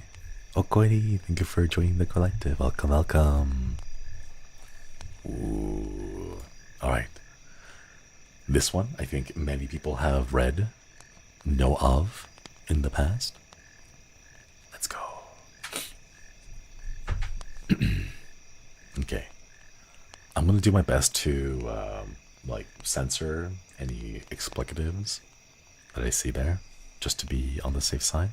But I'm gonna do my best to read the entire thing. Here we go. Oh, Finn, Okoiri, thank you for reaping the membership. It's my favorite creepypasta, can't wait. Let's go. Thank you for reaping the membership. Okoiri. Okay, X, I need your help with this. This is not copypasta. This is a long read, but I feel like my safety or well-being could very well depend on this. This is video game related, specifically Majora's Mask, and this is the creepiest shit that has ever happened to me in my entire life. Having said that, I recently moved into my dorm room starting as a sophomore in college, and a friend of mine gave me his old Nintendo 64 to play. I was stoked, to say the least. I could finally play all of those old games of my youth that I have never touched in at least a decade. His Nintendo 64 came with one of those yellow controllers and had a rather shoddy copy of Super Smash Bros. And while beggars can't be choosers, needless to say, it didn't take long until he became bored of beating up level 9 CPUs. That weekend, I decided to drive around a few neighborhoods, about 20 minutes or so off campus, heading up local garage sales, hoping to score on some good deals from ignorant parents maybe. I ended up picking up a copy of Pokemon Stadium, GoldenEye, heck yeah, F-Zero, and 2 other controllers for $2. Satisfied, I began to drive out of the neighborhood when one last house caught my attention. I still have no idea why it did. There were no cars there, and only one table was set up with some random junk on it, but something sort of drew me there. I usually trust my gut on these things, so got out of the car, and I was greeted by an old man. His outward appearance was, for the lack of a better word, displeasing. It was odd. If you had to tell me why I thought he was displeasing, I really couldn't pinpoint anything. There was just something about him that put me on edge. I can't explain it. All I can tell you is that if it wasn't in the middle of the afternoon and there were other people within shouting distance, I would not have even thought of approaching this man. He flashed a crooked smile at me and asked what I was looking for, and immediately I noticed that he must be blind in one of the eyes. His right eye had that glazed over look about it. I forced myself to look at his left eye instead, trying not to offend, and I asked him if he had any old video games. I was already wondering how I could politely excuse myself from the situation when he would tell me that he has no idea what a video game was. But, to my surprise, he said he had a few ones in an older box. He assured me that he'd be back in a jiffy and turned to head back into the garage. As I watched him hobble away, I couldn't help but notice what he was selling on his table. Littered across his table were rather peculiar paintings, various artworks that looked like ink blots that a psychiatrist might show you. Curious, I looked through them. It was obvious why no one was visiting this guy's garage sale. These weren't exactly aesthetically pleasing. As it came to the last one, for some reason it almost looked like Majora's Mask. The same heart-shaped body with little spikes protruding outward. Initially, I had thought that since I was secretly hoping to find that game at the garage sale, some Freudian stuff was happening, projecting itself onto the ink blots. But given the events of what happened afterwards, I'm not so sure now. I should have asked the man about it. I wish I could have asked the man about it. After staring at the Majora-shaped blot, I looked up and the old man was suddenly there again, arm's length in front of me, smiling at me. I'll admit I jumped out of reflex, and I laughed nervously as he handed me a Nintendo 64 cartridge. It was the standard gray color, except that someone had written Majora on it in black permanent marker. I got butterflies in my stomach as I realized what a coincidence this was, and asked him how much he wanted for it. The old man smiled at me and said that I could have it for free, that it used to belong to some kid about my age that didn't live here anymore. There was something weird about how the man phrased that, but I didn't really pay any attention to that. I was too caught up in not only finding the game, but getting it for free. I reminded myself to be a bit skeptical since this looked like a pretty shoddy cartridge, and there was no guarantee that it would work. But then, the optimist inside me interjected that maybe this was some kind of beta version or pirated version of the game, and that was all I needed to be back on Cloud 9. I thanked the man smiled at me, wished me well, saying, "Goodbye then." At least, that's what it sounded like to me. All along the car ride home, I had a nagging doubt that the man had said something else. My fears were confirmed when I booted up the game. To my surprise, it worked just fine. And there was one file saved, simply named Ben. Goodbye, Ben. He was saying, "Goodbye, Ben." I felt bad for the man, obviously a grandparent or going senile, and I, for some reason or another, reminded him of his grandson, Ben. Out of curiosity, I looked at the save file. Eyeballing it, I could tell that he was pretty far in the game.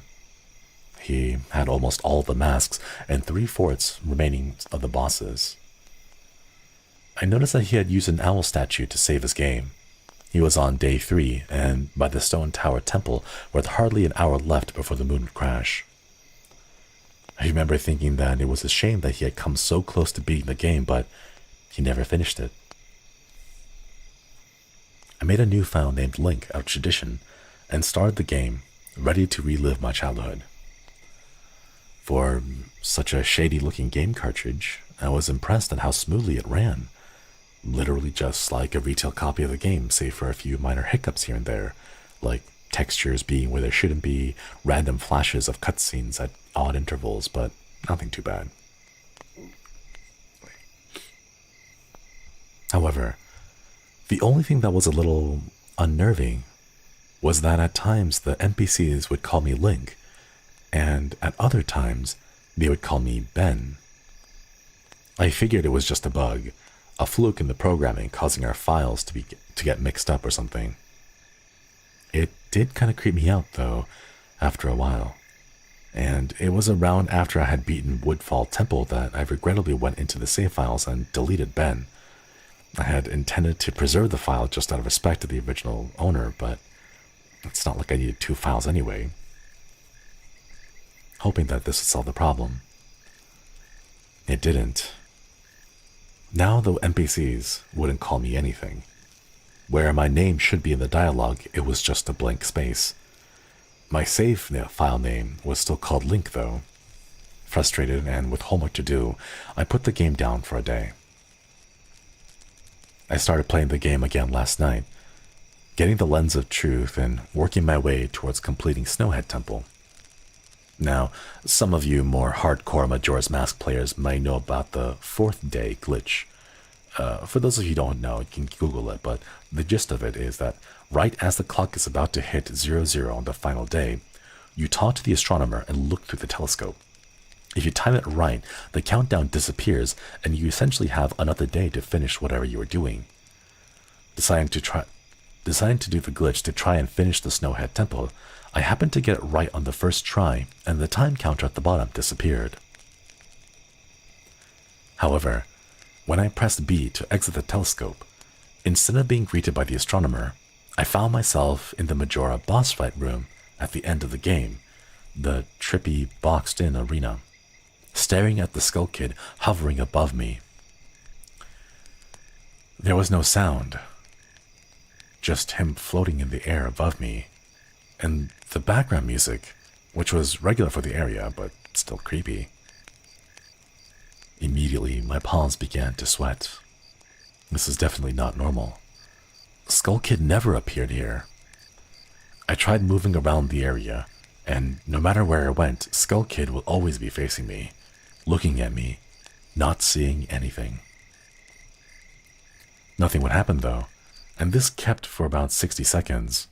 I thought the game had bugged or something, but I was beginning to doubt that very much. I was about to reach for the reset button when text appeared on my screen. You're not sure why, but you apparently had a reservation. I instantly recognized that text. You get the message when you get the room key from Anju at the Stockpot Inn, but why was it playing here?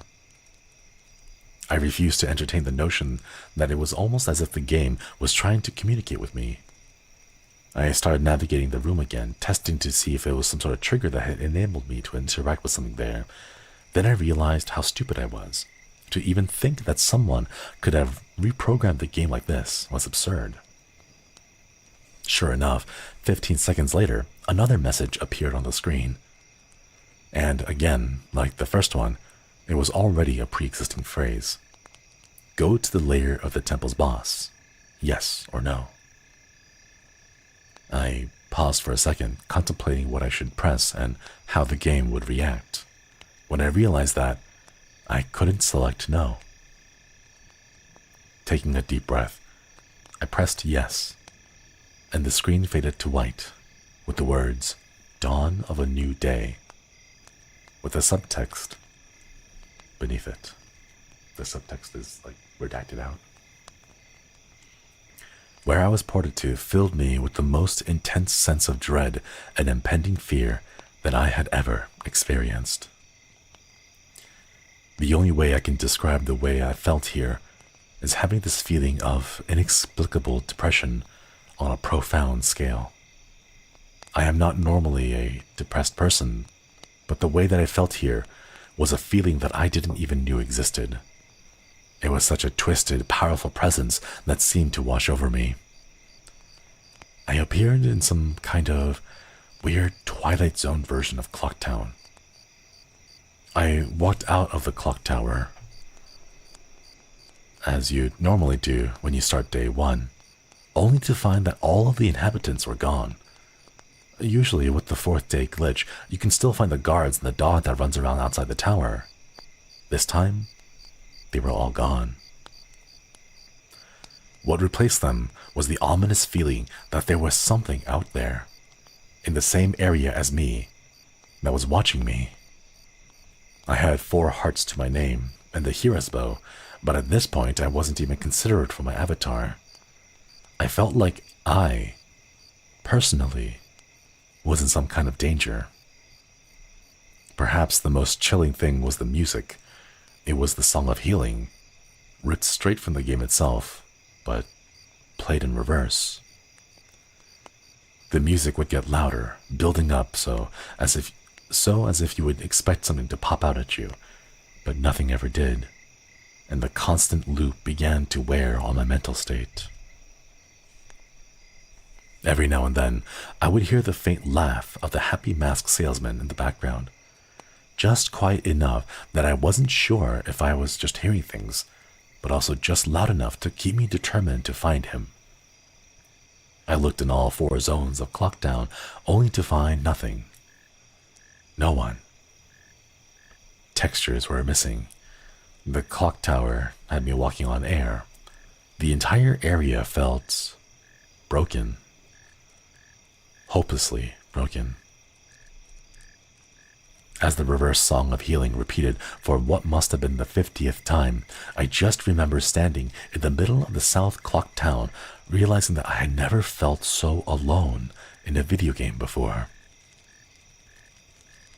As I walked through the ghost town, I don't know if it was the combination of the out-of-place textures and the atmosphere, the haunting melody that was once peaceful and a soothing song being butchered and distorted, but I was literally on the verge of tears, and I had no idea why.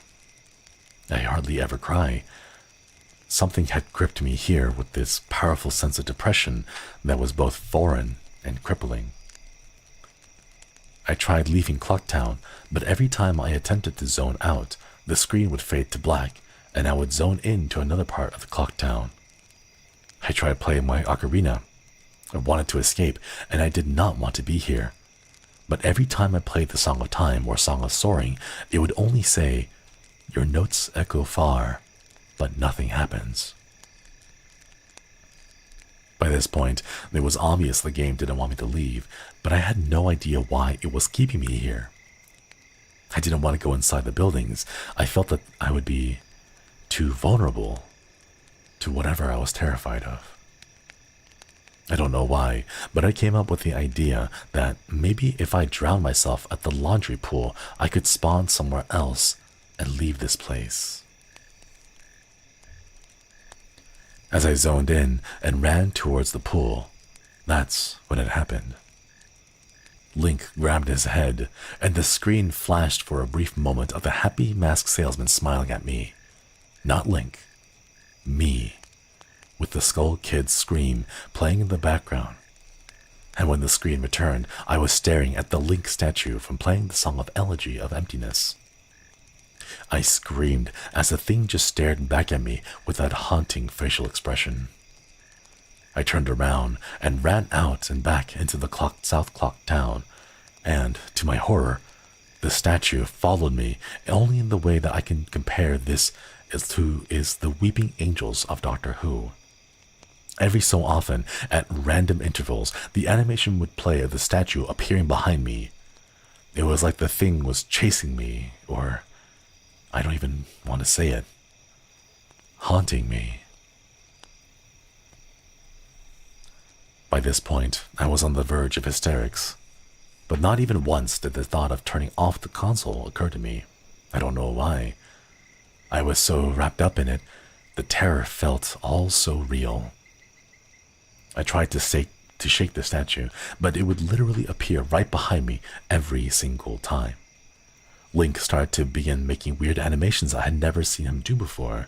He would flail his arms around or spasm randomly, and the screen would cut to the happy masked salesman smiling again for a brief moment before I was face to face with that statue again.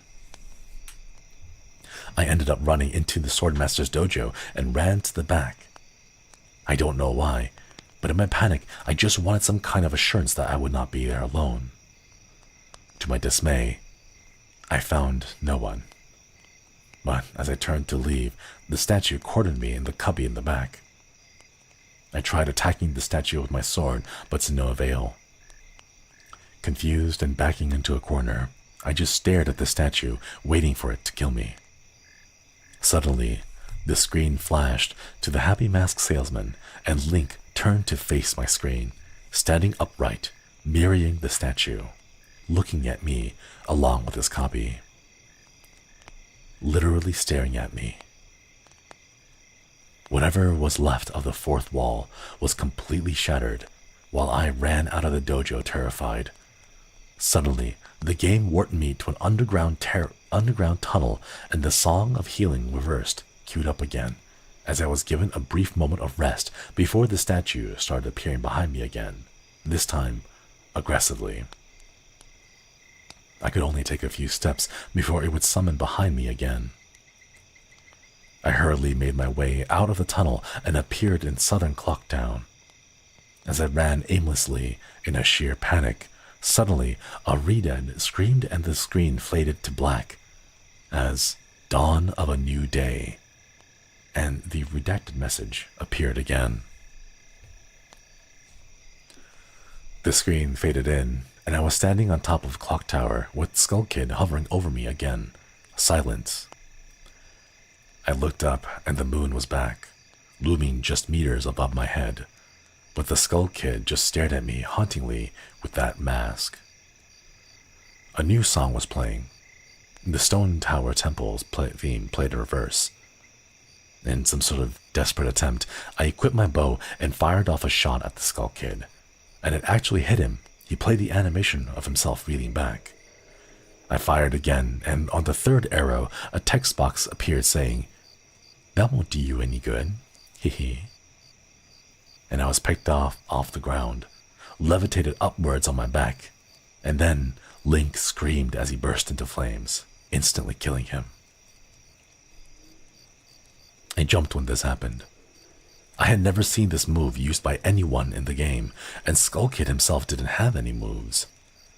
As the death screen played, my lifeless body still burning, the Skull Kid laughed and the screen faded to black, only to have me reappear in the same place. I decided to charge him, but the same thing happened. Link's body was lifted off the ground by some unknown force, and he immediately burst into flames again, killing him. This time, the death screen on the faint sounds of the reverse song of healing could be heard. On my third and final try, I noticed that there was no music playing this time, that all there was an eerie silence. I remembered that in the original encounter with the Skull Kid, you were supposed to use the ocarina to either travel back in time or summon the giants.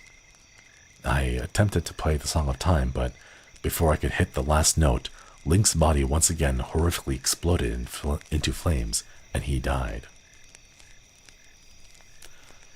As the death screen neared its end, it began to chug, as if the cartridge was trying to process a lot of something. When the screen came to, it was lying in the same screen as the first 3 times, except this time, Link was lying on the ground, dead in a position I had never seen in the game before. His head tilted toward the camera, with the Skull Kid floating above him. I couldn't move. I couldn't press any buttons. All I could do was just stare at Link's dead body. After around 30 seconds of this, the game simply fades out with a message, "You've met a terrible fate, haven't you?" before kicking you out to the title screen. Upon getting back to the title screen and starting again, I noticed that my save file was no longer there. Instead of Link, it was replaced with Your Turn. Your Turn had 3 hearts, 0 masks, and no items. I selected Your Turn, and immediately when I did, I was returned to the clock tower rooftop, with the scene of Link dead and the Skull Kid hovering over, with the Skull Kids laughing, looping again and again.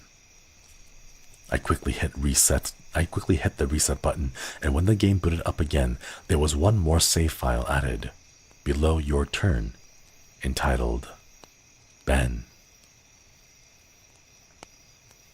Ben's save file is right back where it was before I deleted it, at the Stone Tower Temple, and the moon almost crashing.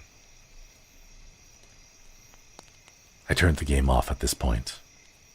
I'm not superstitious, but this is way too messed up even for me. I haven't played it at all today. Hell, I didn't even get any sleep last night.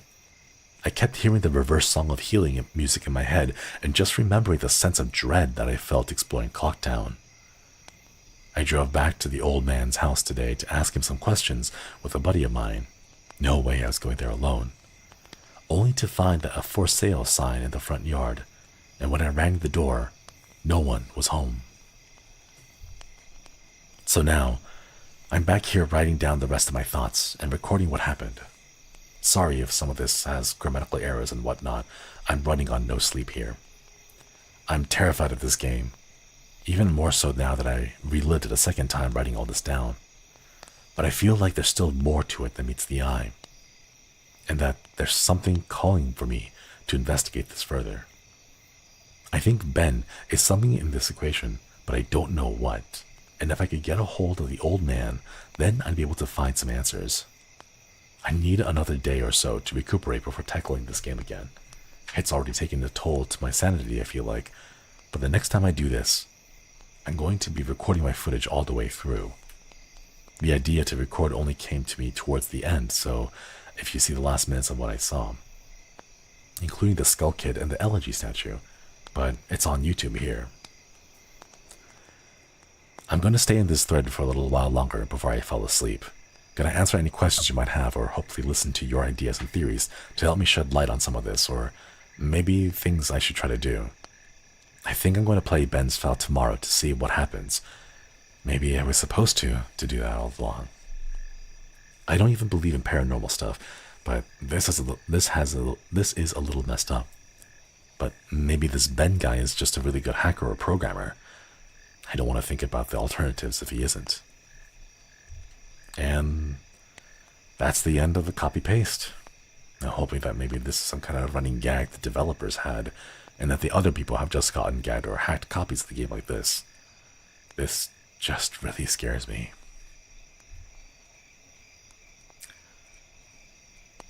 Ooh.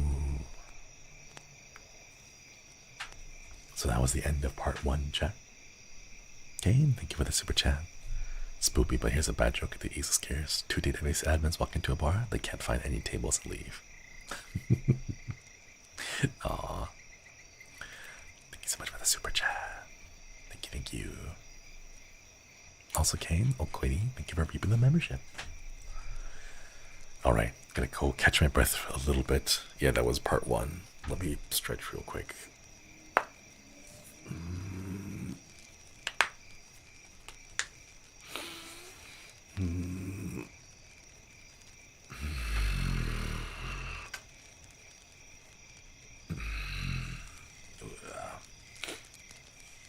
I'm actually finding myself like a little bit lightheaded from just reading so much. All right. Because this is a little longer one, let me go ahead and continue by adding part 2. This way, anyone who is scrolling through the VOD will be able to know which part they are without having to try and sort through the entire Ben Drowned, like the reading of the entire copypasta. All right, part 2.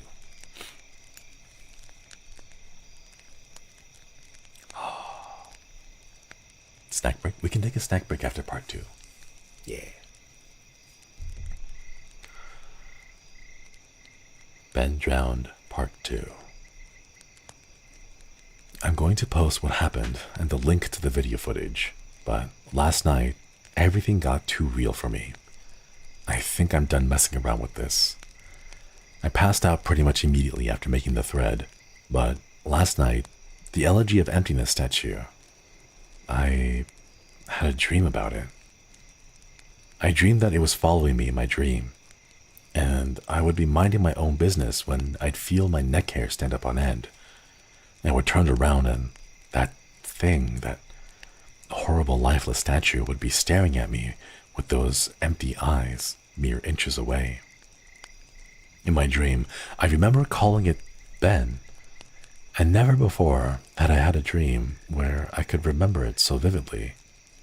But the important thing is that I did get some sleep, I suppose. Today, putting off the video game as long as I could, I drove back up to the neighborhood to see if the old man came back. As expected, the car was still gone and no one was home. As I was walking back to my car, the man next door mowed grass, killed the power to his lawnmower, and asked if I was looking for someone. I told him that I was looking to talk to an old man who lived here, to which he said that I already knew. He was moving. Trying out a different avenue, I asked if the old man had any family or relatives that I could talk to. I discovered that this old man had never been married, nor did he have any children or grandchildren through adoption. Starting to become worried, I asked one final question, the one that I should have asked from the very beginning. Who was Ben? The man's expression turned grim, and I learned that 4 doors down, and 8 years ago, on April 23rd, the man informed me that it was the same day as his anniversary. That's how he knew it was a specific date. There was an accident with a young boy named Ben in the neighborhood. Shortly after his parents moved, and despite any further attempts to talk to the man to get more information, he wouldn't divulge anything else. I went back and started playing again. I loaded up the game and immediately jumped at the title screen where a mask flies by. The sound that played was not the normal whoosh sound. It was something much more higher pitched. I pressed start, bracing for the worst, but just like 2 nights ago, the files "Your Turn" and "Ben" were displayed. Truth be told, I looked at the Ben file earlier. It seemed to fluctuate between the "I will save" and "not." I brought up the Ben file, hesitated for a moment, noticing that the stats were not the same as they originally were 2 days ago. It seemed like he had already completed the Stone Tower Temple this time. Summoning my courage, I selected it. Immediately, I was thrust into complete chaos. Sure enough, I was outside the Stone Tower Temple, but that's about all that was expected. The zone itself wasn't called Stone Tower Temple, but rather Stone. And immediately, a dialogue box of complete gibberish I couldn't make out greeted me. Link's body was distorted. His back was cocked violently to the side, where his posture remained permanently disfigured. Link's expression was dull, almost monotonous. He had an expression on his face that I didn't recognize before. It was a blank look, as if he was dead. As Link stood there, his body spasmed irregularly back and forth. I examined what had become of my avatar. I noticed that I had a C button item that I never seen before, some kind of a note, but pressing it did nothing. Sounds played back and forth that I didn't recognize from the game, almost demonic in nature, and there was some kind of a high-pitched yip or some kind of laugh, or something playing in the background. I had all 2 minutes to take the environment before another one of those Elegy of Emptiness statues was summoned, and immediately after, I was cut into the new Dawn of a New Day screen, except this time it was without the redacted subtext. I was a Deku scrub in Clocktown. This scene would normally play after the first time you travel back in time. Tato will say, "What just happened?" It's as if everything... But instead of saying, "started over," she finished her remark in broken text as the laugh of the happy mask salesman played in the background. I was put back in control of my character, but from a messed up camera angle. I was looking from behind the door in the clock tower, watching my avatar run around as a Deku scrub. Seeing as how I really had no place to go because I couldn't see anything, I begrudgingly went inside the door. There, I was greeted by the happy mask salesman, who simply told me, "You've met with a terrible fate, haven't you?" before the screen whited out. I was in the Termina field as a human again. I might as well not have been playing the same game anymore. I was being warped around and there was no sign of a day clock or anything. I took a moment to get my bearings as I looked around the field, and immediately I could tell that this was not normal. There were no enemies, and a twisted version of the Happy Mask Salesman's theme was playing. I decided to run towards Woodfall before I noticed a gathering of 3 figures off to the side, one of them being Epona. As I approached them, to my horror, I saw the Happy Mask Salesman, the Skull Kid, and the effigy of Emptiness statue just standing there. I figured maybe they were bugged out, but by now I told myself that I should know better. Nevertheless, I approached them and carefully found the Skull Kid was playing some kind of idle animation on loop. Same with Epona, and the Elegy of Emptiness statue was doing what it had been doing all along, just standing there, eerily. It was the Happy Mask Salesman that scared me more profoundly than the other 2. He too was idle, wearing that shit-eating grin. Shit-eating grin. Wow, that's so difficult to say. And wherever I moved, his head slowly turned and followed me. I had not engaged in any dialogue with him, nor was I in combat with him, yet his head continued to follow my movements. Reminded of my first encounter with the Skull Kid on top of the clock tower, I pulled out my ocarina, to which the game played the ding sound you're supposed to play your ocarina, and tried the song that I hadn't played yet, the Happy Mask Salesman's own song, and the song that had been playing on loop back in day 4, the Song of Healing, I finished playing the song, and as I did, an ear-piercing shriek blasted my TV. The sky immediately started flashing, and the Happy Mask Salesman's twisted theme song sped up, intensifying the fear inside me. And Link exploded into flames and died. The three figures stayed lit up during my death screen as I watched my lifeless body burn. I can't describe to you how sudden and terrifying the transition from eerie to terror it is. You're going to have to watch the video if you want to see firsthand. That same fear that caused me to lose sleep 2 days ago started to grip me again as I was met with the text, You've met with a horrible fate, haven't you, for a third time. There's got to be some kind of meaning behind that. I had little time to ponder as I was immediately given another small cutscene of transforming into Zora, and now I found myself in the Great Temple Bay. Hesitant, but curious to see what the game had in store for me, I slowly made my way towards the beach where I found Epona. I wondered why the game had decided to put her here. Was the game implying that she was trying to get a drink? Unable to take the mask off, I decided that riding the seed wasn't the reason why she was placed here. Suddenly, I realized that Epona kept neighing, and the way that she was angled made it look like she was trying to signal to point me off into the distance. It was a hunch, but I dove into the Great Bay and started swimming. Sure enough, I almost missed it. I found something at the bottom of the ocean. One last elegy of emptiness statue.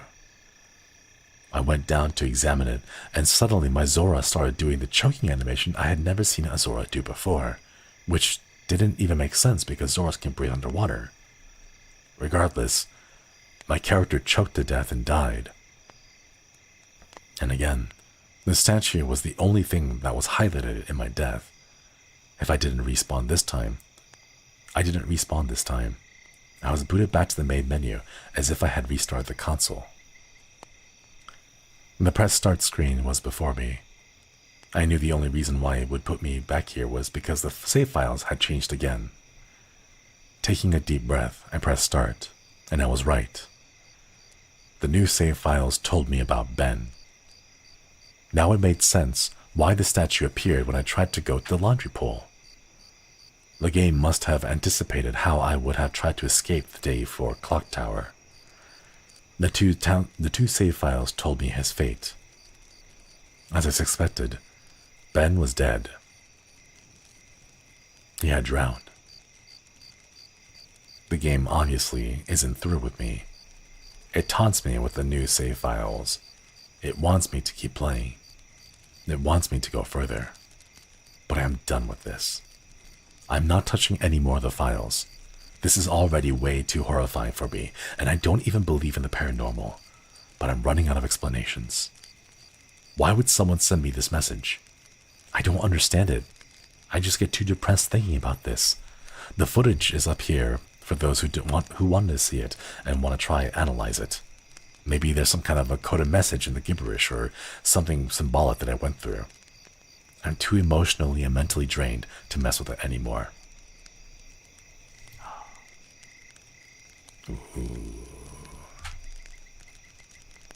And that is the end of part 2, chat. There's still parts 3 to 5 left over, so we'll get to those. But first, real quick, let's go ahead and take a little break because we've all been sitting down for a little while. I'm gonna go grab some more water and some more tea. So how about we take a quick little, maybe 3 minutes? 5 minutes? 5 minutes. 5 minutes sounds good.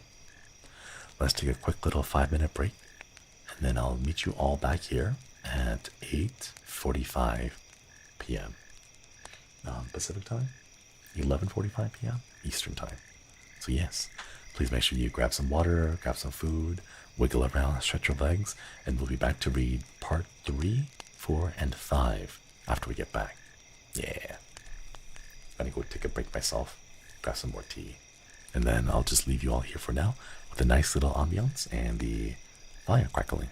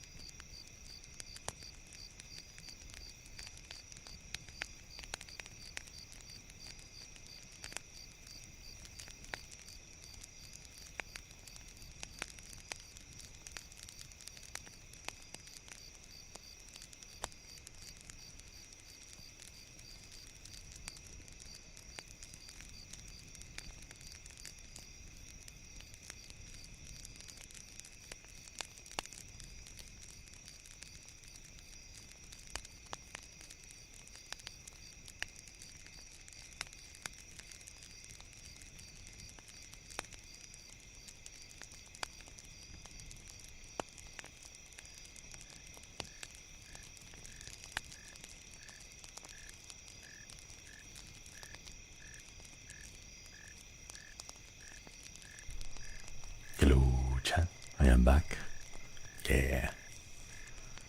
Okay. That was actually like just enough time to boil some water for more tea. So now I'm just like desperately waiting for my tea bag to steep. I want to poke a hole into the tea bag to make all the contents come out so that it steeps faster. I know that there was some kind of a science thing where they're like, even if you don't like agitate the tea bag, it's still like supposed to steep at the same speed or something like that. But like, I just really enjoy the act of like shaking it and poking at it to make it steep faster. What type of tea? Oh, it's the throat coat tea. With the weather changing, my throat's been getting a little bit more like irritated, so I've been drinking more of it. Yeah, it's I think it's like a licorice tea. It's supposed to be really helpful for your throat to avoid that irritation. Yeah. I also have some food, but I'm not going to eat it on stream because I don't like the sound of eating on stream, and it bothers me, so I want to hold off on that for a little while. Yeah. Alright, let us continue, chat. I hope you were able to go get some food, some water, some tea for yourself as well. Let us jump into part number 3. Yeah, licorice root tea. Alright, let us continue. Ben Drowned, part 3. I know it's early in the morning. I've stayed up all night. I can't sleep. I don't care if people see this, that's not the point. I just want the word to get spread so that I don't suffer for nothing. I've lost the will to type about this, and the less I dwell on this, the better. I think the video just speaks for itself. I did what you guys told me to do. I played the Elegy of Emptiness song at the first prompt the game was given, but I think that's what the game, or Ben, can't believe I'm even humoring the absurd idea that he just exists in the game, wanted me to do. He's following me now, not just in game. He's in my dreams. I see him all the time, behind my back, just watching me. I haven't gone to any of my classes. I've stayed in my dorm room with the windows closed and blinds shut. That way I know he can't watch me. But he still gets me when I play.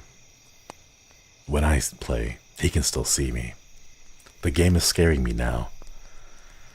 It talked to me for the first time, not just using text that's already in the game. It spoke to me, talked to me. It referenced Ben. I don't know what this means. I don't know what it wants. I never wanted this. I just want my old life back. Stuff like this doesn't happen to people like me. I'm just a kid. Not even old enough to drink yet. It's not fair. I want to go home. I want to see my parents again. I'm so far away from home at this point. I just want to hug my mom again. I just want to forget about that statue's horrible blank face. I want my original game file back, just the way I left it before he was gone. I don't want to play anymore. I feel like something bad will happen if I don't, but that's impossible. It's a video game. Haunted or not, it can't hurt me, right? Like, seriously though, it can't, right? And that's what I keep telling myself. But every time I think about it, I'm not so sure.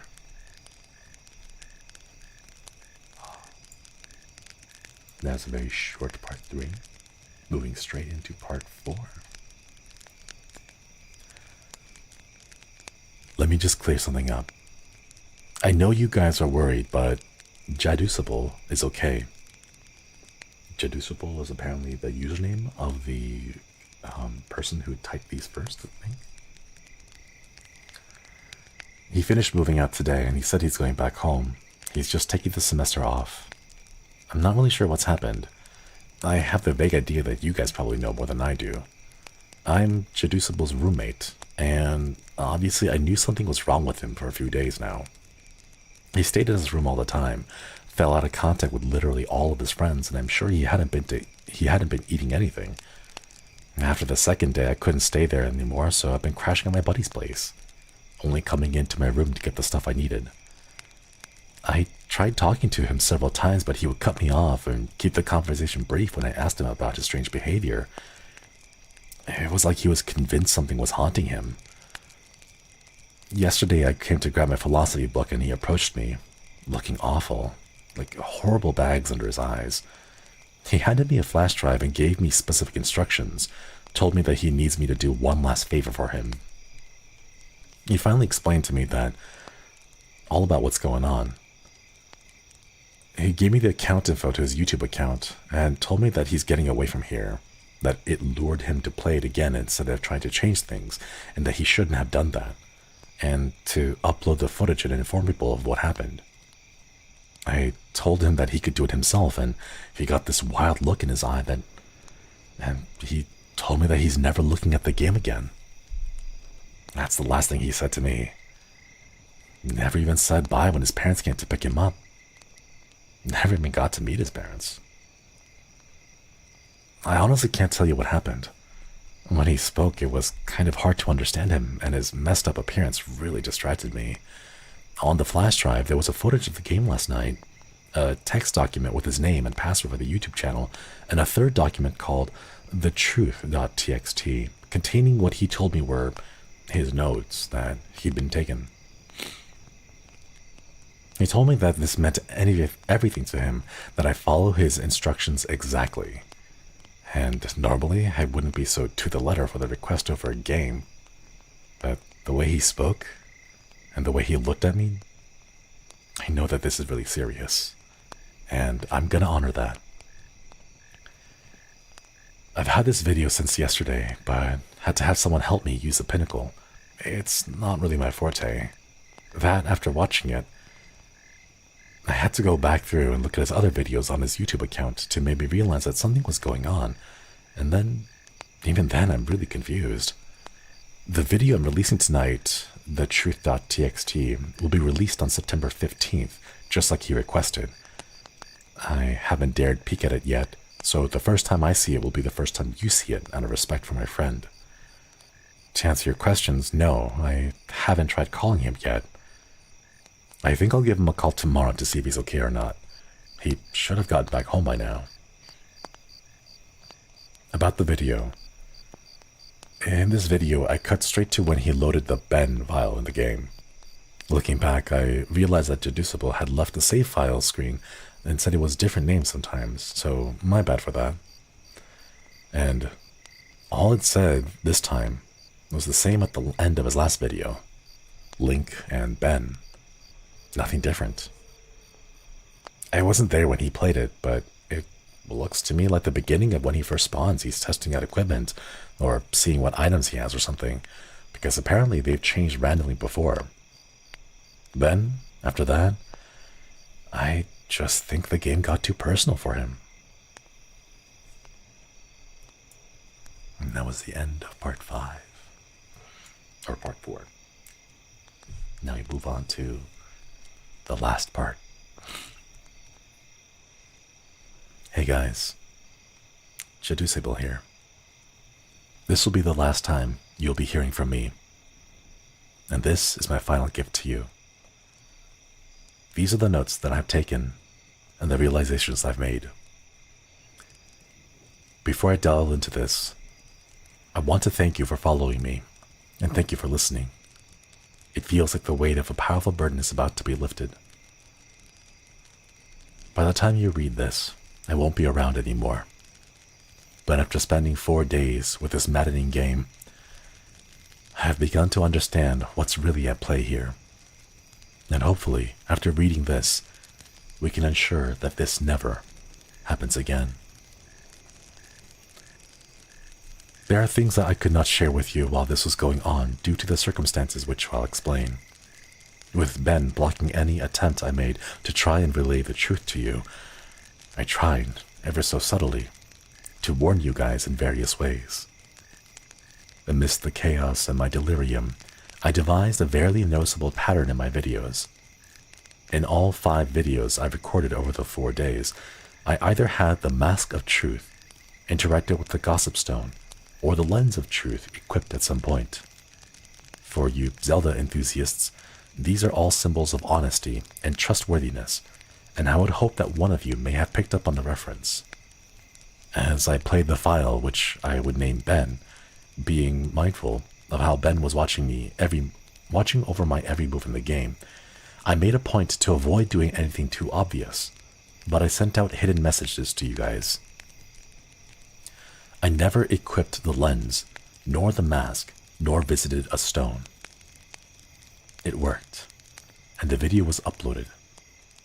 I prayed that someone would notice the pattern didn't apply to Ben. The tags followed suit too. I hope you guys paid attention to those as well. They were my little messages to you. Nothing big enough that would catch Ben's attention or make him suspect anything. With Ben manipulating and changing my files, I honestly hoped that what you guys saw was close to what actually happened, but there's no way for me to know. This may be a long read. I don't have time to proofread or make all of my research pretty, but here it all is. September 6th, 2010, 11 p.m. Can't believe what happened. I'm not sure if this is some kind of elaborate hoax. Despite the fear that I can't help but be exceptionally curious about this, who or what is the statue? Lots of questions here. I'm starting this document as a diary so I can keep track of everything. I'm typing up a summary of what happened so I can come back to it later. September 7th, 2010, 2:10 a.m. The summary was posted here. You can go back and look at my first post on day 4. 4:23 a.m. I can't sleep.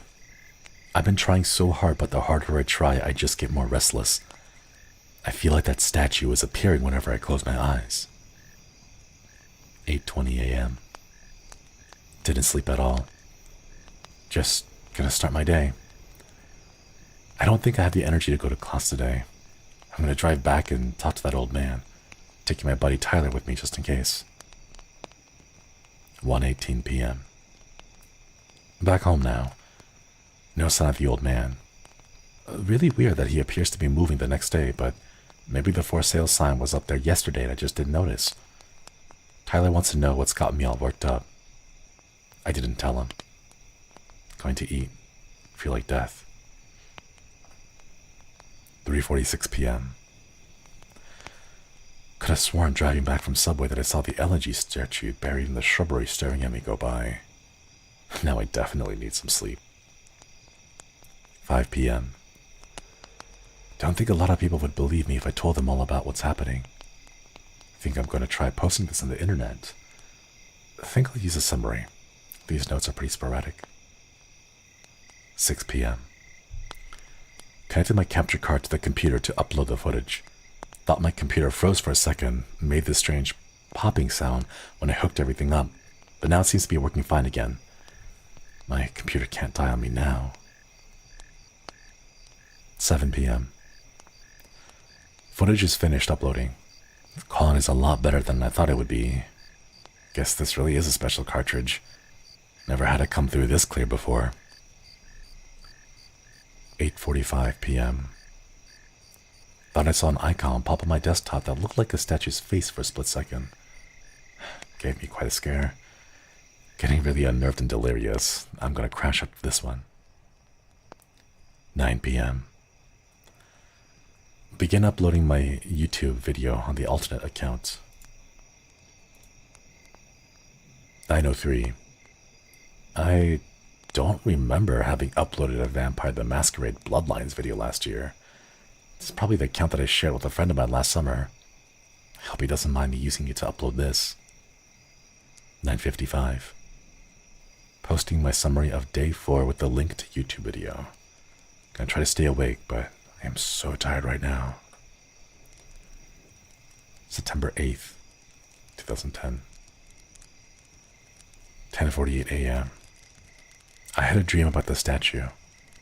I dreamed that it was following me in my dream, that I would be minding my own business when I'd feel my neck hair stand on end.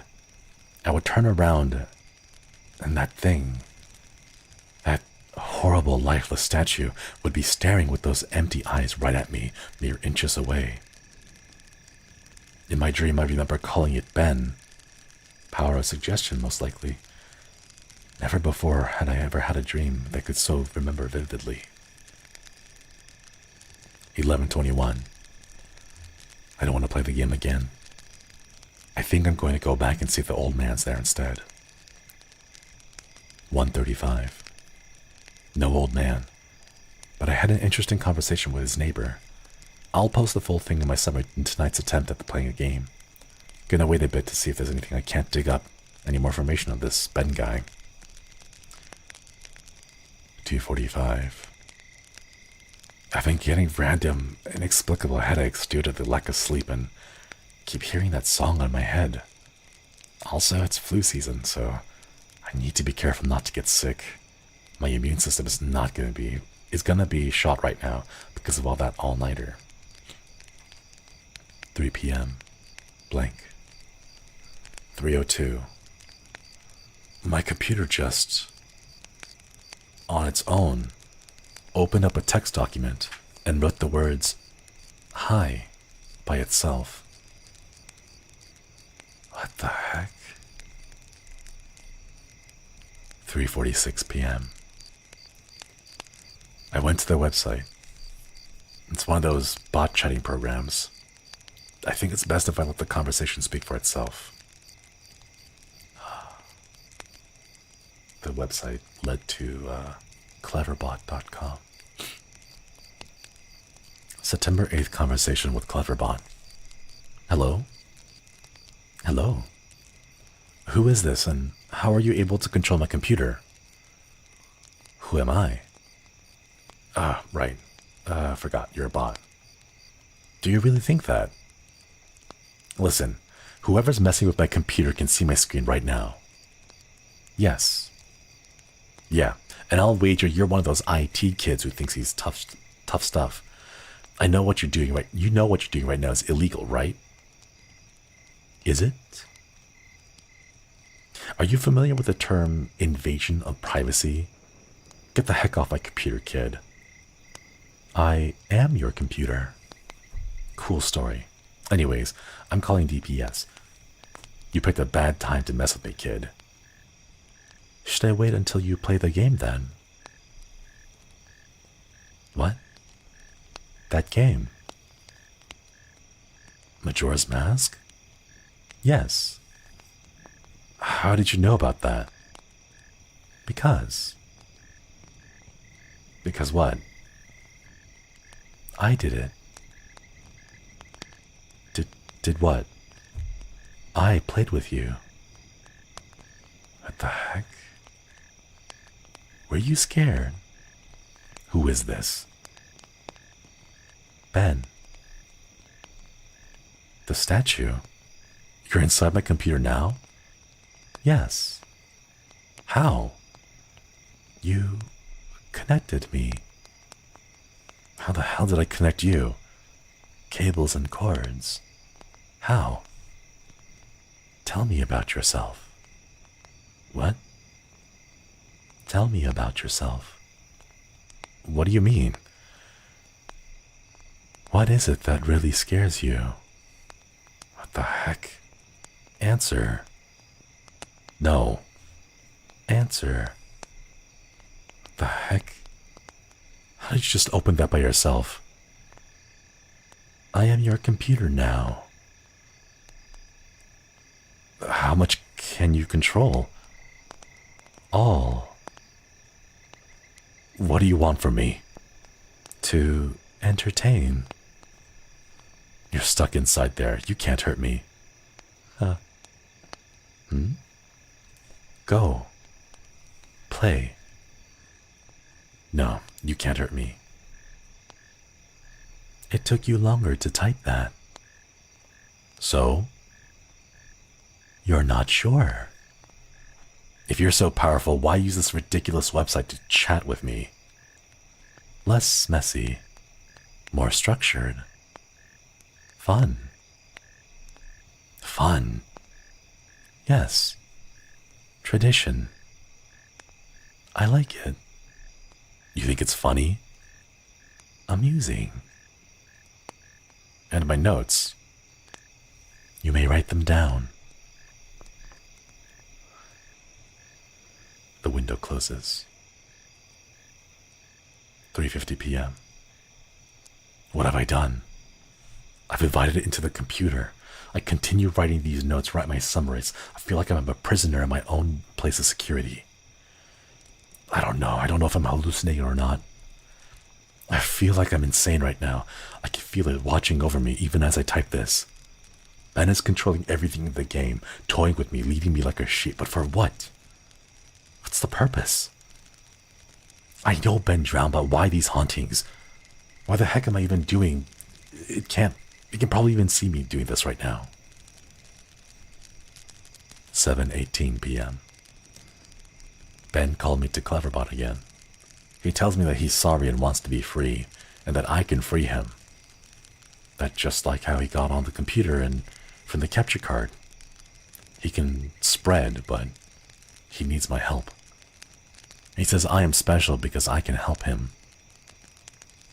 That's the first nice thing he's ever said. He promises to leave me alone if I do it. He swears he will. I don't know what to think right now.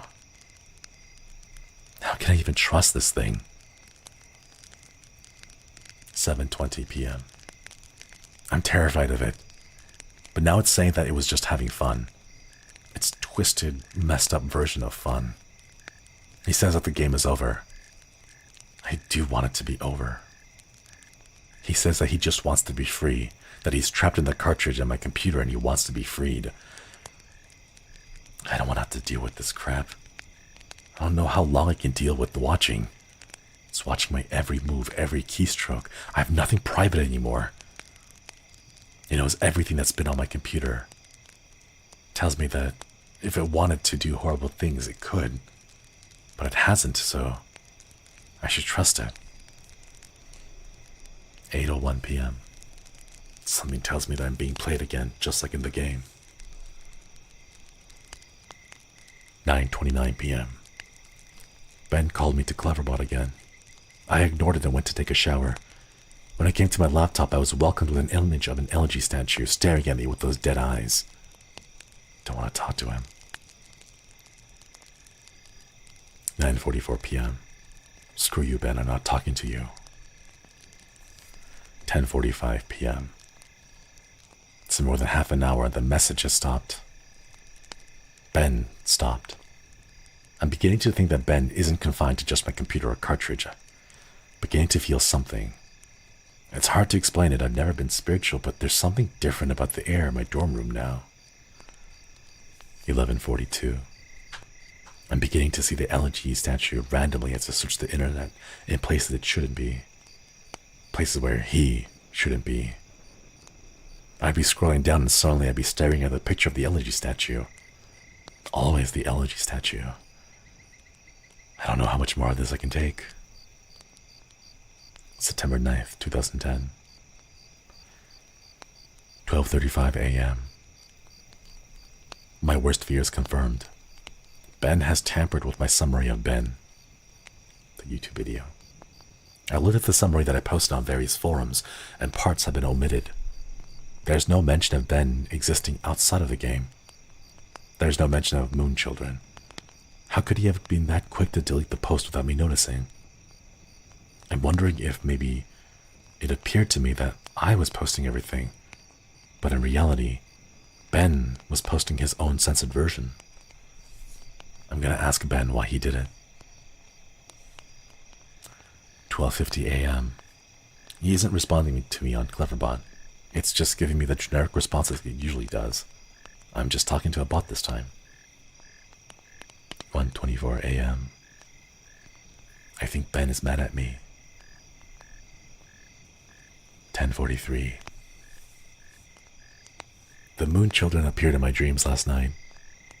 They lifted up the mask to reveal their hideously disfigured faces, maggots crawling out of their orifices, sunken black holes where their eyes should be, a yellow smile that slowly grew bigger and bigger as they came closer to me. They told me that they wanted to play. I tried running from them, but the 4 children pinned me down to the ground with surprising strength. Over them stood the happy mask salesman, announcing that he had a new mask he wanted me to try. His sudden movements matching his in-game appearance, he took out a mask modeled off of someone's face that I couldn't recognize. A younger-looking face, and handed it to the moon children. Giggling, they latched it to my face, their horrible, broken bodies bouncing up and down. 2 of them held me down while the other 2 began to sew the mask onto my face. My shrieks and screams caused the happy mask salesman's face to turn into the most horrific smile I had ever seen. He sporadically moved around, examining this procedure like a curious doctor in that impossible movement. I flailed around, but it was no use. My eyes rolled in the back of my head because of the pain. It felt so real, but I couldn't wake up. I couldn't wake up no matter how hard I tried. I couldn't wake up. After the mask was melded onto my flesh, they began sewing my legs together, then my arms. The horrific feeling of the needle puncturing your legs, pulling them in, rupturing your Achilles tendon and tying them together resonated through my entire body. I tried to scream, but the mask was pressed tightly to my face. That it was my new face. It was my new face, and it had no mouth. I didn't make a sound. I tried telling myself in my head that I was dreaming, tried telling myself again and again, and suddenly the moon children stopped and looked at me. They just stared. And the happy mask salesman slowly bent down and stared at me, inches away from my face, and grinned when he simply said, "You've met with the terrible fate, haven't you?" Before the moon children resumed with the increased vigor. I couldn't wake up. I couldn't wake up. It wouldn't let me wake up until they had crafted me into another elegy statue. I woke up sweating, crying, and shaking uncontrollably. I immediately ran to my computer and went for Ben. It's another bot conversation with Ben. Answer me. Welcome back. What's the point of doing this and why? Amusing to see. How? Fun to play. Fun to toy with you. Make you feel safe. I wonder how you would have reacted. To what? If I hadn't chosen to reveal myself and stayed hidden, only doing little things to play with you. Close out your windows, turn off your computer, move your mouse by itself. Little things. Make you wonder if I am there, but you never know. Give you little hints that I am. I wanted to do something different with you. You've done this before? Yes. And I will do it again. To who, Ben? Do you know, Ben? Won't tell that information to you. How did Ben die? You know. No, but how did he drown? Won't tell that information to you. Why? It is reserved for another. Who? Another who asks. When? Later. The window closes itself. I'm beginning to think that this thing maybe isn't Ben at all. In its sadistic nature, I wouldn't be surprised if it took the boy's name after it had killed him. Kama-senpai, hello. Konnichiwa, welcome everybody. We are reading scary stories. Hello, hello. 12:04 p.m. My room is beginning to feel different again. There's something out there. I feel really threatened. Like there is something that is trying to reach out to me and strangle me, but it can't quite get there. 12:46. I think Ben doesn't want to play with me anymore. I'll play again. I'll play the game again, Ben. Can you see this? I'll play the game again, please. Just stop this. 1:41 p.m. I'm going insane, trying to decide what is real and what isn't. Is Ben just playing a trick on me, or is this for real? Is Ben generating these replies, or are people actually posting them? Did I just see on the screen flicker, or was that my imagination?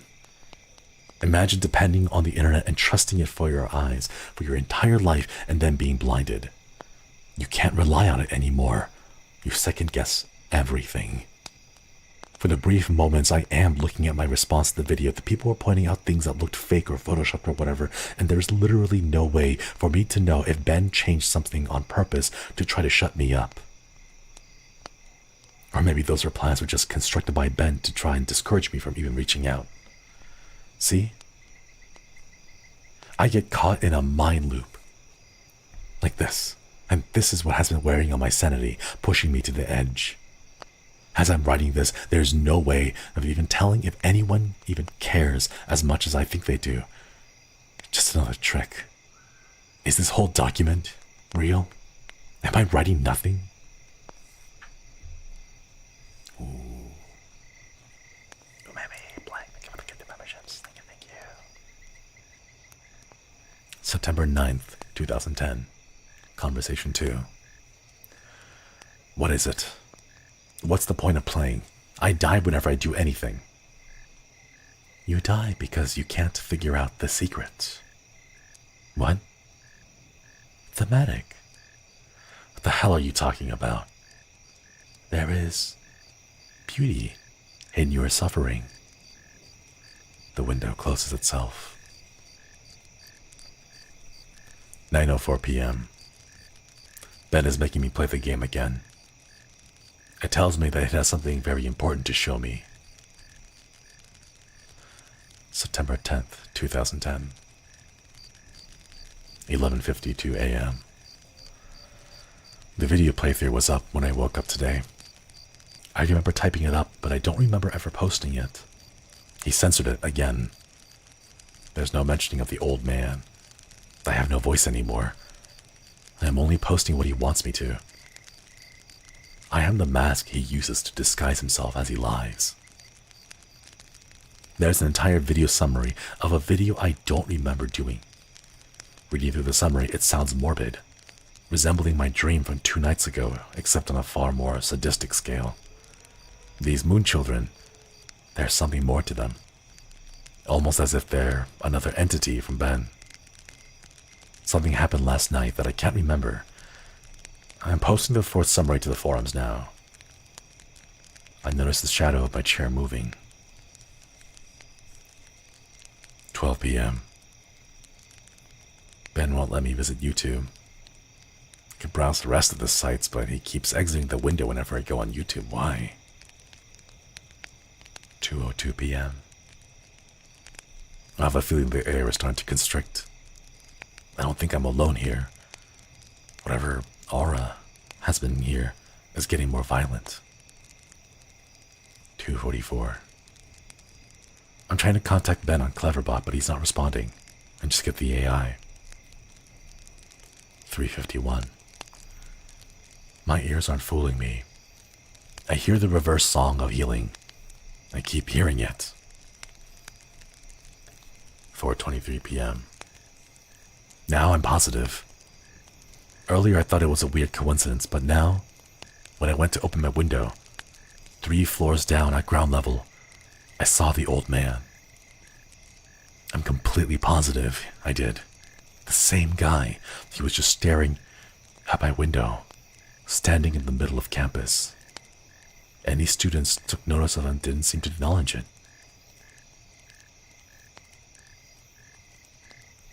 And that's where my notes end. I fled my room, taking the cartridge with me. I don't want to go into details of what happened. I'll lose my train of thought as I hammer out these last details. It's been roughly 2 days since then. This is my last summary and service to you. One final video that you guys saw. The last video entry I made began as normal. I spawned in Clock Town as usual, and nothing seemed to be out of place. Determined to set things right and play the Oath of Order on top of the clock tower on the 4th day, I prepared myself. I sped up time and got to the final day, making my way to the observatory. As I got up to the telescope room and approached the astronomer, he would not let me look into his telescope. He told me that it would be cheating and that I should follow the rules. Despite my repeated efforts, the game would not let me do the 4th day glitch no matter how hard I tried. I tried working around the game and doing the glitch, but it was adamant this time. Regardless of it, I simply had the illusion of free will in the prior games. This time, the game became more aggressive than anything like I've ever seen. It eventually told me to go to Ikana Canyon, where the game would end and it would stop haunting me. Anxious and desperate for this nightmare to end, I played the Song of Soaring and ended up there. I was told to check my inventory, that I would find the answer there to end the game.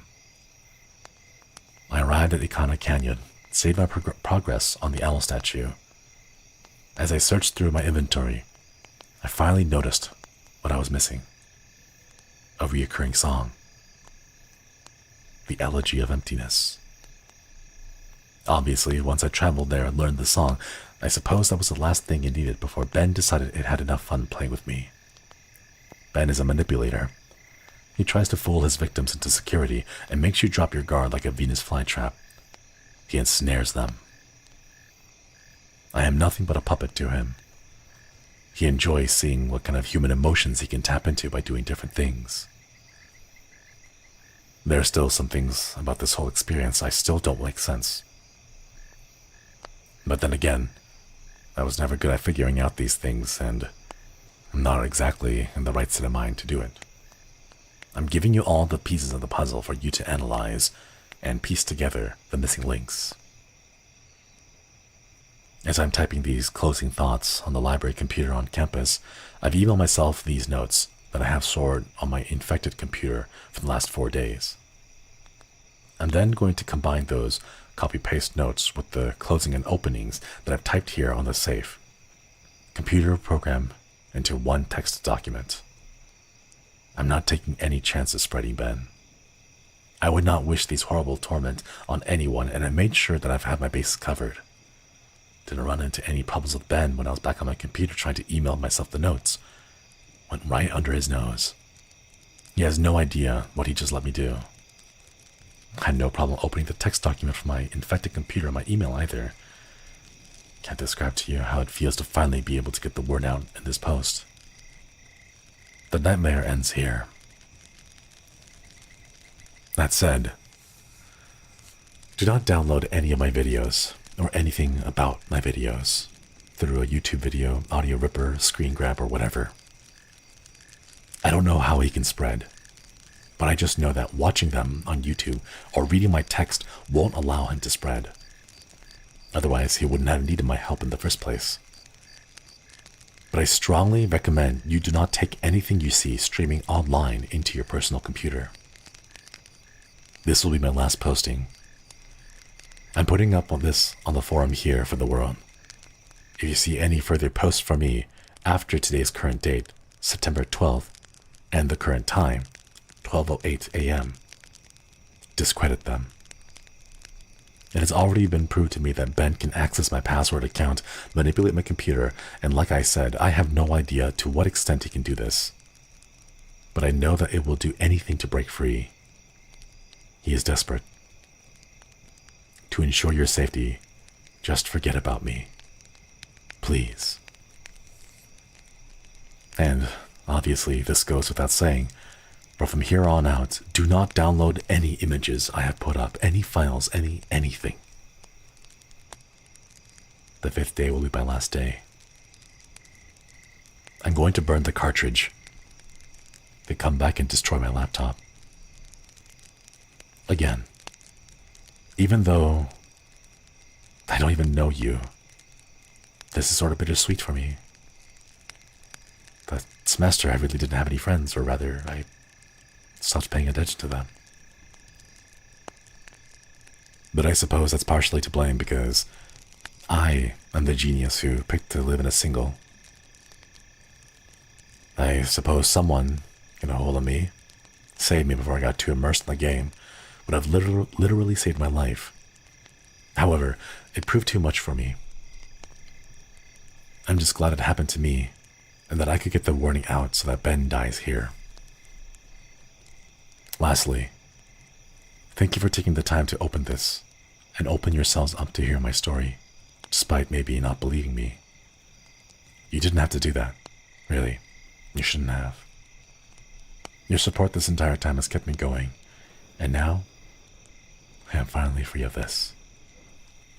Thanks again.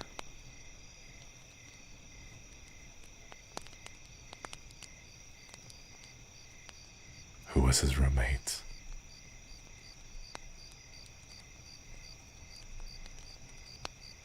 He said he was staying in a single, but his roommate posted a follow-up describing his actions. Who was the roommate?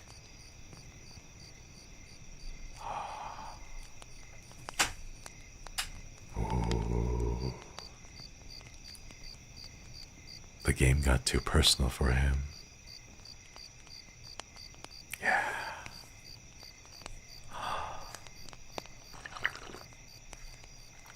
That's right.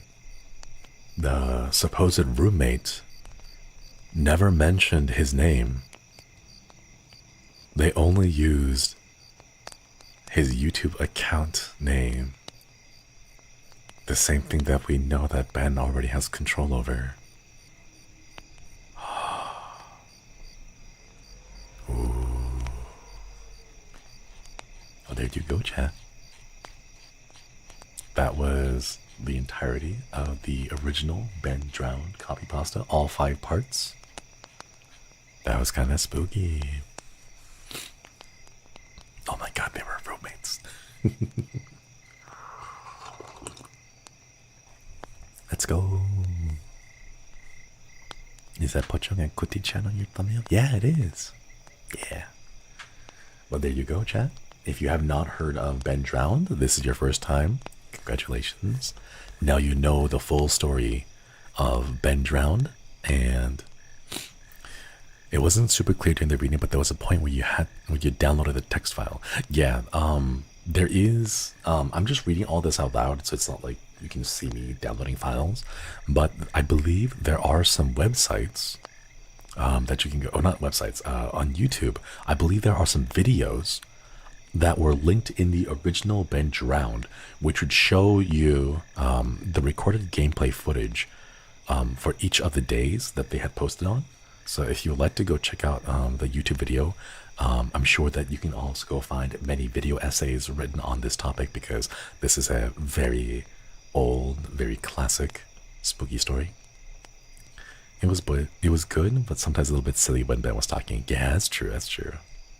But then again, you know, these are all written by just authors having a fun time with the passion project, you know. Very cute stuff. I wanna make something like this, chat. One of these days, I'm gonna make something like this. Yeah. All right, and if you do check it out later on, some of the videos are a little bit disconcerting, disquieting. They are a little bit weird and like eerie, so do keep in mind that they can get spooky. But yeah, gonna go to sleep now, Tori. Thank you for stopping by. Hope you have a wonderful night, get lots of sleep, and thank you so much for your submission earlier. think the story have been popular but never heard details since I'm bad with horror.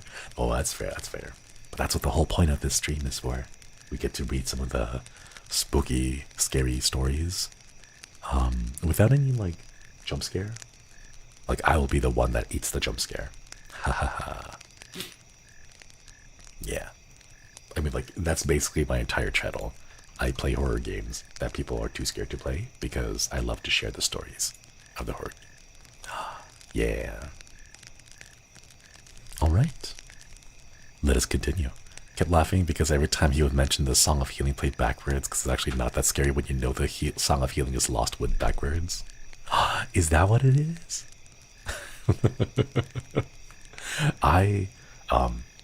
Confession time, chat. I've actually never played Majora's Mask either. I played Ocarina of Time, and then I just never played Majora's Mask because by that time I got super busy with my life. But I do have a good friend who, like, absolutely loves playing Majora's Mask. They play, I think it's called a randomizer. Like, they know the game so well that they just have a mod that, like, randomizes the locations of all the items in the chest and everything. And it's kind of wild because they're just so good at it. Basically, an Ocarina with less interesting gameplay but a stronger setting. Yeah. They still okay, right? As far as I know, they're alive. Maybe. As far as I know. But yeah.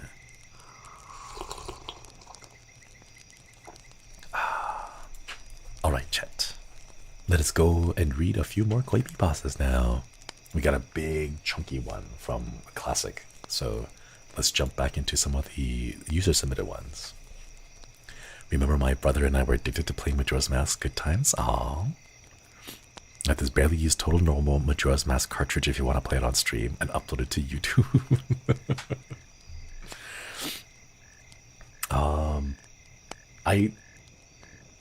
Oh gosh, I just remembered. Unfortunately, Cover Corporation does not accept gifts. I was gonna say, like, wouldn't it be hilarious if I just put out an open call and be like, hey, do you have any cursed items? Why don't you send them over to Cover Corporation so they can deliver it to me? And then I realized, no, they don't take gifts, they only take fan letters. Darn it. It would be so cool to do like a hand cam of like those cursed dolls and just like random artifacts. Oh, that'd be so cool. I wonder what it would be like to be a spirit trapped in one of those like cursed objects, and then one day you just end up in a room with like me in it, and then it's just like a whole bunch of spirits to be like, are we doing a thing here? Like, why are we all here, right? And it's basically like a really big, I don't know, mixer. It's like one of those mixer events where everyone gets like a little bit of beer, and then they all just hang out, they just chat with each other, and they're like, so what's it going? Or like, how many people do you haunt on a daily basis? And stuff like that. You know, they get to share their little haunting stories. That'd be so cute though. I'd watch a horror movie like that. Yeah, like a guy who just, you know, has a house full of mysterious and haunted items, right? But it's actually because that's how the spirits travel, and like they're just chilling and vibing. If you're very thinking with the super chat, getting cursed speedrun any percent. Oh, 100%. Let's see if we can get that down to at least 7 minutes. Oh my god, it's like... Now, the forbidden ritual does require goat's blood, but by doing this little neat trick, we can shave off 20 seconds from the possession if I just use my own blood. And with this little pinprick here and a single drop of my own, we can speed up the process of the... Station! Thank you so much for the super chat. Thank you. Shinry out here with the ghost mixer idea because he wants to be cute ghost. Don't be fooled. Yeah. Some people do have houses like that. I want to visit. They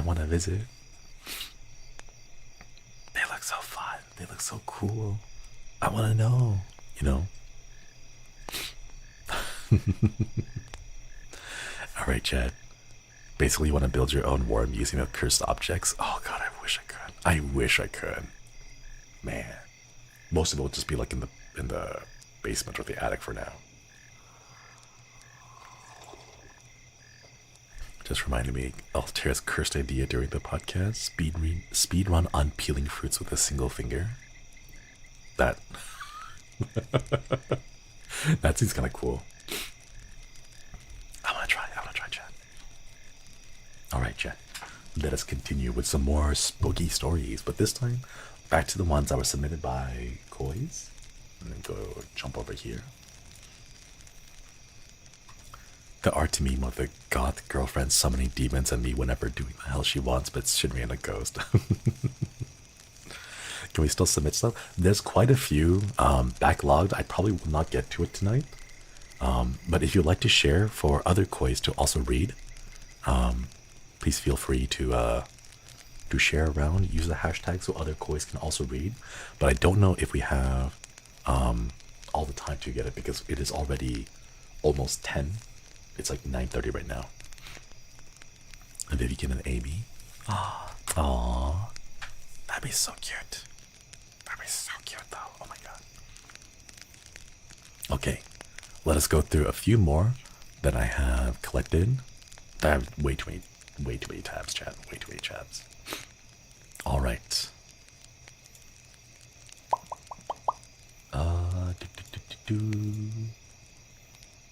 Where is a few? Wait, I should refresh. Let me see if anyone new one's gotten here. Falling asleep? Enjoy the stream. Thank you for stopping by. Hope you have a wonderful night. For those of you who are falling asleep, please feel free. I will not take any offense.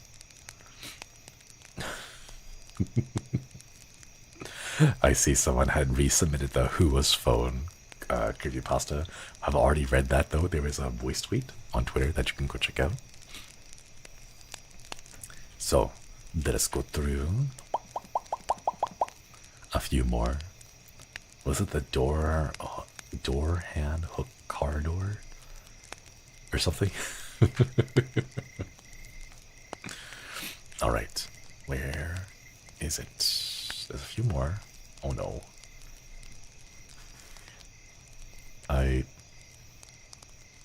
Oh no, wait. Oh no, wait, give me just a minute.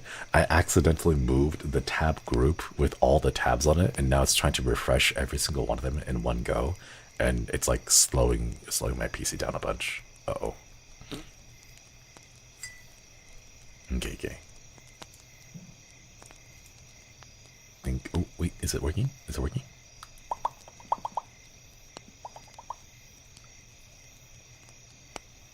Okay, good. It's working.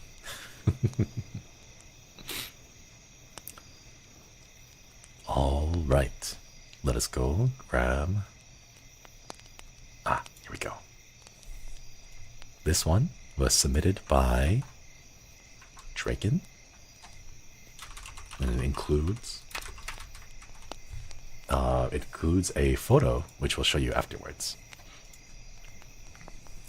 No title or subtext or tagline, but it just says it's about a mirror.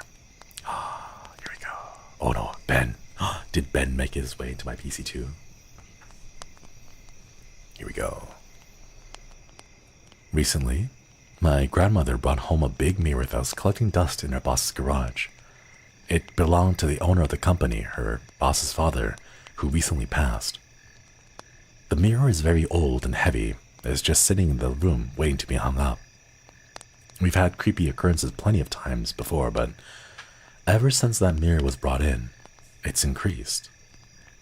The door to the room is in its own. The door to the room on its own, or the door to the room it's in, keeps locking on its own. The remote to our TV randomly flung onto the floor at 3 in the morning. The lights that I have strung up have a battery pack. I turned around for a moment, and it was on the floor with the batteries dumped everywhere. The creepiest moment happened in one night. I share a room with my siblings.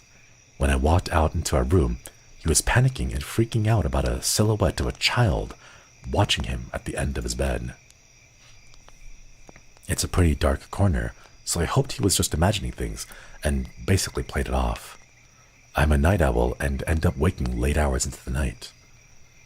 And I was ready to go to bed and was fixing my blanket at the corner of my bed when, all of a sudden, the laughter of a child could be heard directly in my ear. I pulled back quickly to look behind me, but nothing was there. I never jumped so badly before. Couldn't even determine if it was a little boy or a girl, but the laugh is something I definitely heard. I was so tired and freaked out that I just went straight to bed. It doesn't help the constant running around heard in the middle of the night. We don't know what makes it, or we don't know what to make of it. There's definitely no explanation for half of the things that we deal with. It's a nice mirror, so we're keeping it, but I'm also curious to see what else happens, and if it really has something to do with that mirror. Ooh. Thank you for the submission. Dragon, thank you. Spooky mirror. I like it though. That's like what I would do. I would go ahead and I would go ahead and just keep the mirror and just think to myself like, but is it really the mirror? How far away does the mirror have to be? And here is the mirror that they included. There it is. It really does look like a very old, ancient, and dusty mirror. Ooh, spooky. Oh, submission. Apologies for the submission getting cut out. There we go. It's a very old mirror, yeah.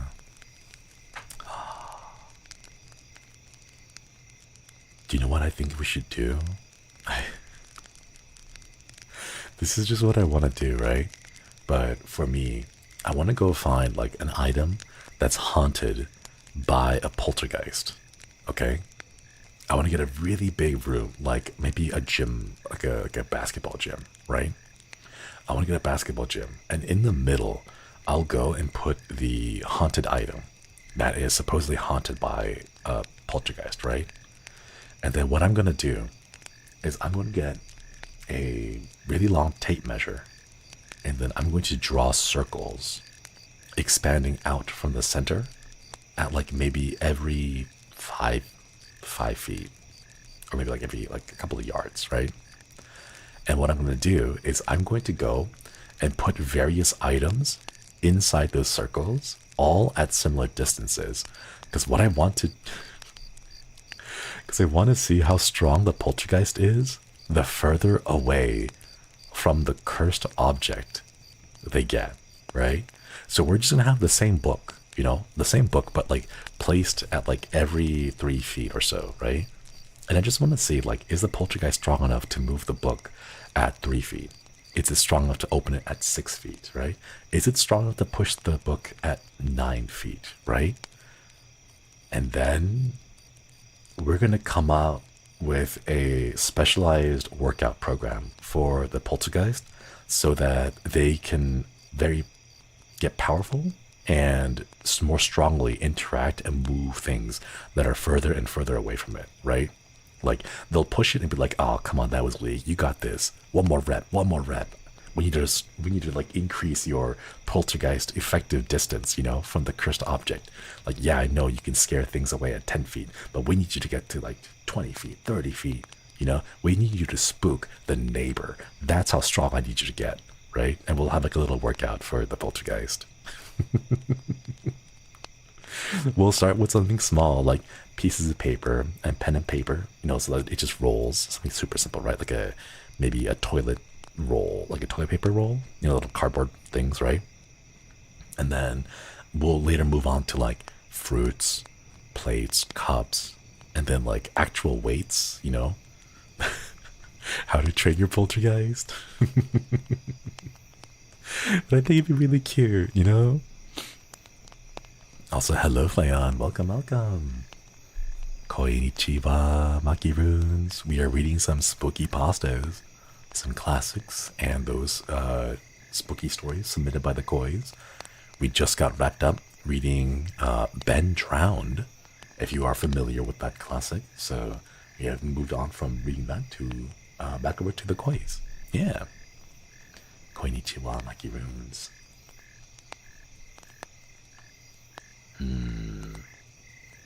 I think we have time for a few more. I don't want to just call it here. The fire crackling. Yeah.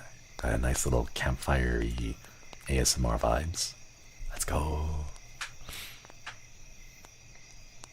I think you traumatized a lot of the ghosts. Nah, they'll be fine.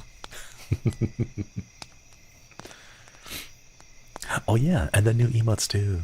For those of you just stopping by, please do check out the new emotes. We have a new set of emotes made by Seishi.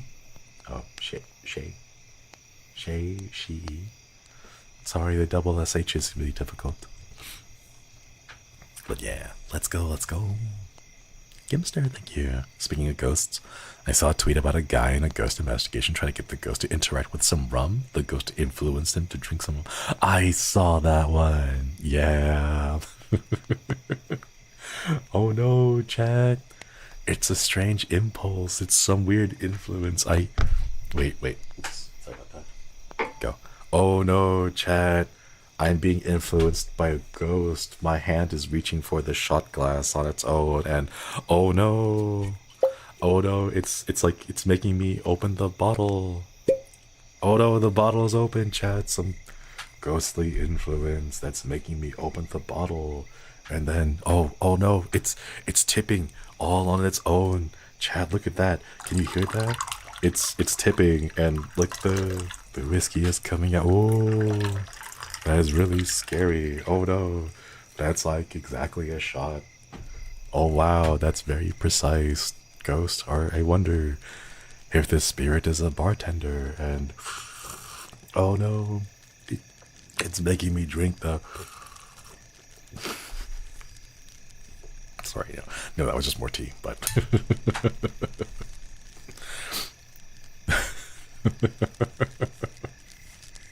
But yeah, no, I saw that. I loved it. It was amazing. It sounds exactly like what both Battle and I would do. Like, we're gonna go to a haunted house, and the entire time it'll just be me and Battle just being like, oh no, the ghost is pouring a fourth shot and we can't stop it. We're so powerless. Oh no. Oh man. But yeah, I love that. That was great. Man. Me and who, chat? Me and who? You know? Oh no, the ghost is making me roll gacha. It took out my credit card and it's making me buy the $99 package with all the drops and stuff. And oh no, it's doing a 10 pull on its own. Man. Alright. Let us keep going and read a few more, chat. Can't believe it's almost 10 already. Can't believe it's almost 10. It's a dangerous poltergeist, right? Oh no, the ghost is making me stay up late to watch Shinry. I can't stop. Oh no.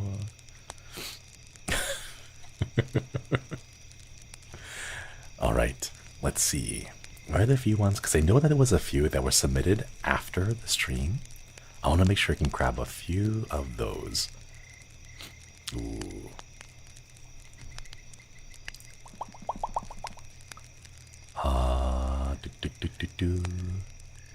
I haven't read them all because I was just kind of waiting for them to go through. Ah, this one also includes a photo. A poltergeist? A 10x poltergeist. Oh no.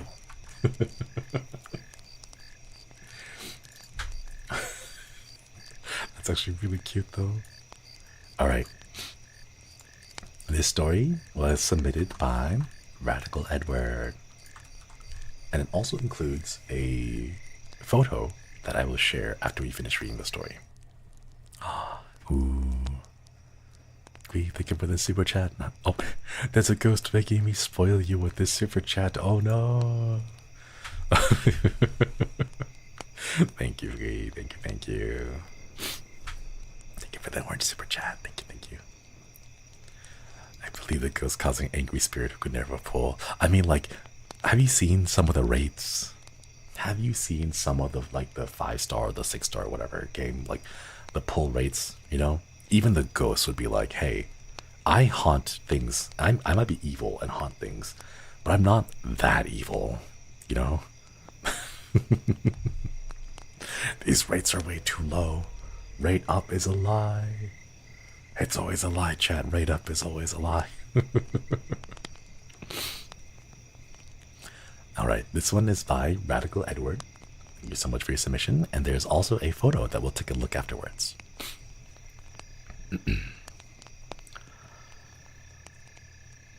It's based on an experience I had a few years ago. Oh, another true story that happened to a koi.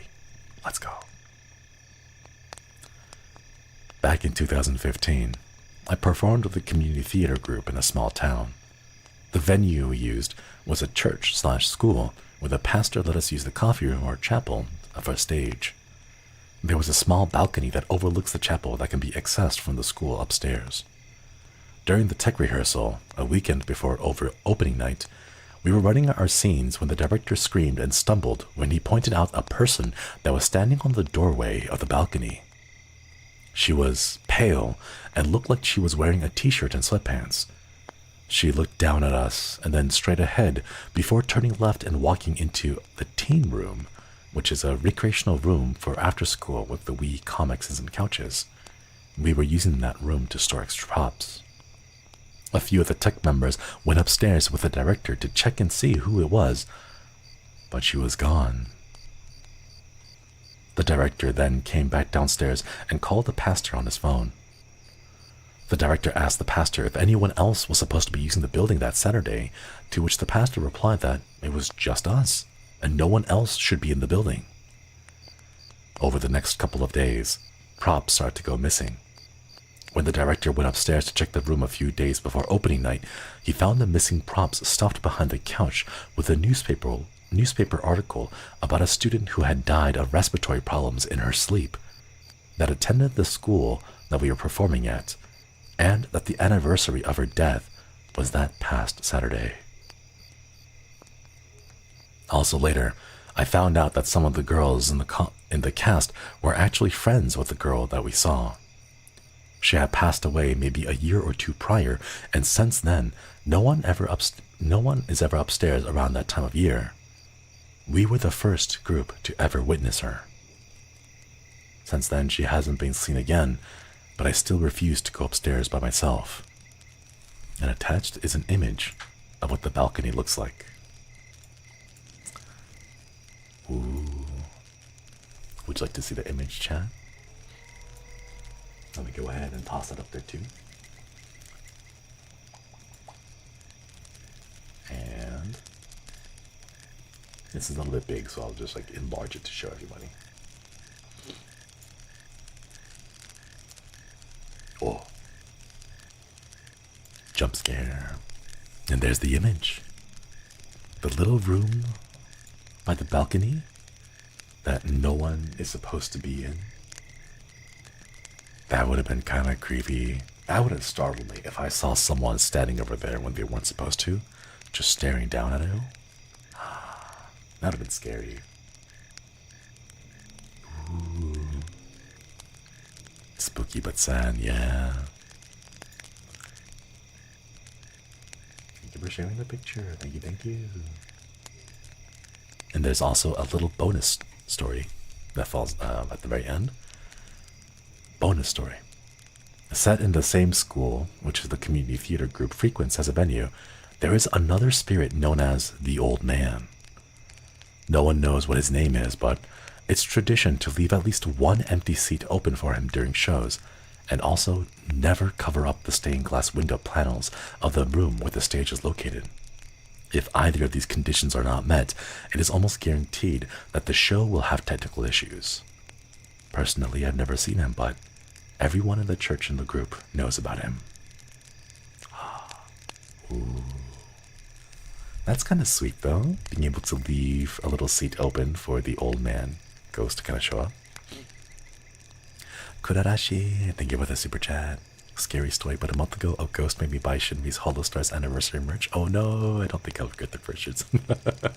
Thank you for the super chat. Thank you, thank you.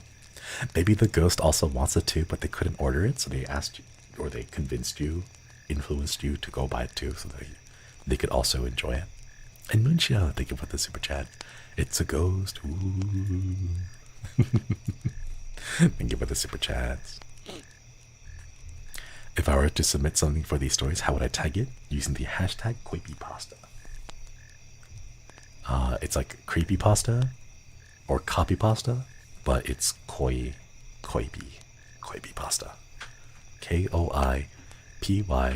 KOIPYPASTA. Yeah. Radical Edward, thank you for your submission. Thank you, thank you. Ooh, yeah. Oh my goodness, there's so many. Okay, chat.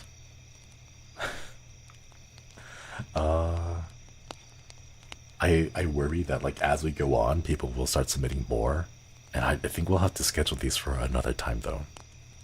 Copy but Costa, but replace it with koi. Yeah. Oui. Oh, we just in the chat.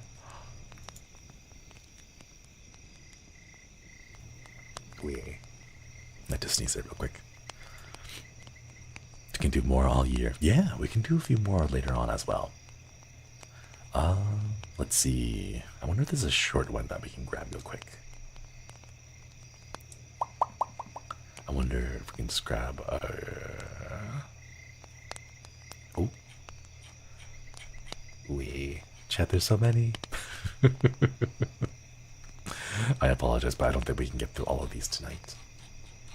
But we'll do more of these streams later on. Give people time to write their own stories real quick. Alright. Oh, Kane, thank you. Maybe could we do an SCP reading stream? Unfortunately, SCP is a little bit messy. I'll have to double check with my manager to see if we can get something sorted out for them. Though the reading stream might be okay. I'm not too certain. I don't want to make any promises yet, but I just want to go double check with manager before it. The only thing that I do know is that SCP, the subject matter, the content in general, can get messy at times. But yeah. Let's see. I think we may have to wait for next time because we're almost at 10 p.m. right now. We're going for about 4 hours, and I hate to say this, but the Ben Drown story reading, that one was a bit chunky. I think it may have like, I don't know if you can hear it in my voice, but I think it's worn me down a little bit too much. Oui. Listening to Copypasta and Koipypasta is really chilling company. Yeah. Well, let's do more of these. But for now, I think we'll go and take a break real quick. Did you read the comments or just the stuff that's been in the photos? Because Twitter notes. Oh yeah, I've read a few. We have a big list of those. I think one of the kois was really just like an absolute champ and put together a list of all the stories that were read. But yeah, thank you all for stopping by. We got through the big chunky 1 hour long Ben Drown story, and we got to read a few more. Apologies for those who are just finding out about the hashtag now, but we will do some more readings of these later on as well. So please continue to use the hashtag. I'll go and send you on a raid later on. My throat. I'll go ahead and send you on a raid, but thank you all for stopping by. We have just a couple more days in Spooky Month, but since Axel has made his waiting room, we can finally announce to everybody that on the 30th, so this Monday, Nazareth, Okoidi, thank you for the membership. 8 months, let's go. Before we end real quick, since Axel has opened up his waiting room, we can go ahead and announce it. On the 30th, that's a Monday, at 5 p.m. Pacific, we're going to have a all Tempest collab with some Ghost Exorcism Inc. So I'll be streaming my point of view then, so please keep your eye out for that. I know Mondays I usually take it off, but because it is Spooky Month, I want to be there to participate with the whole collab. So yeah, Thank you all for stopping by, and I will see you all tomorrow as we try our best to finish White Day, which I don't know if we will be able to. But I'll see you soon, chat.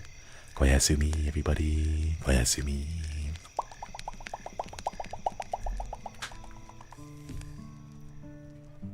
Thank you to everyone who submitted a koipypasta. Apologies that we couldn't get through all of the readings, but we'll do another one of these readings in the future. Please do continue to share your stories, because I think the kois have been having a wonderful time reading each other's stories. I really appreciate you all staring at me, especially for those kois who have been sharing some of their real life experiences.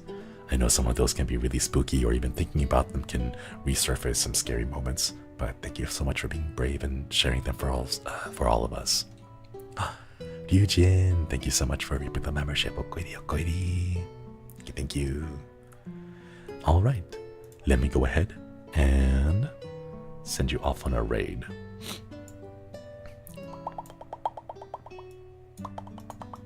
I can't. My throat is like, I can feel my throat like breaking here and there as I'm trying to like say words. Alright, let's see. I think I have to refresh because I don't see anyone who's currently live. Where is it? Where is it? Show me. Oh no, the song is almost ending. I think I don't see anyone.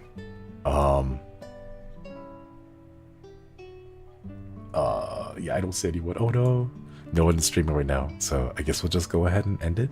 I'll send you over to Robert Senpai's waiting room. Oh no, I can just send you over to the Ghost Exorcism waiting room, the group collab room. I'll just send you over there so everyone has it ready to go, so you can save it for a bookmark. But yeah, thank you all for stopping by. Koyasumi, everybody.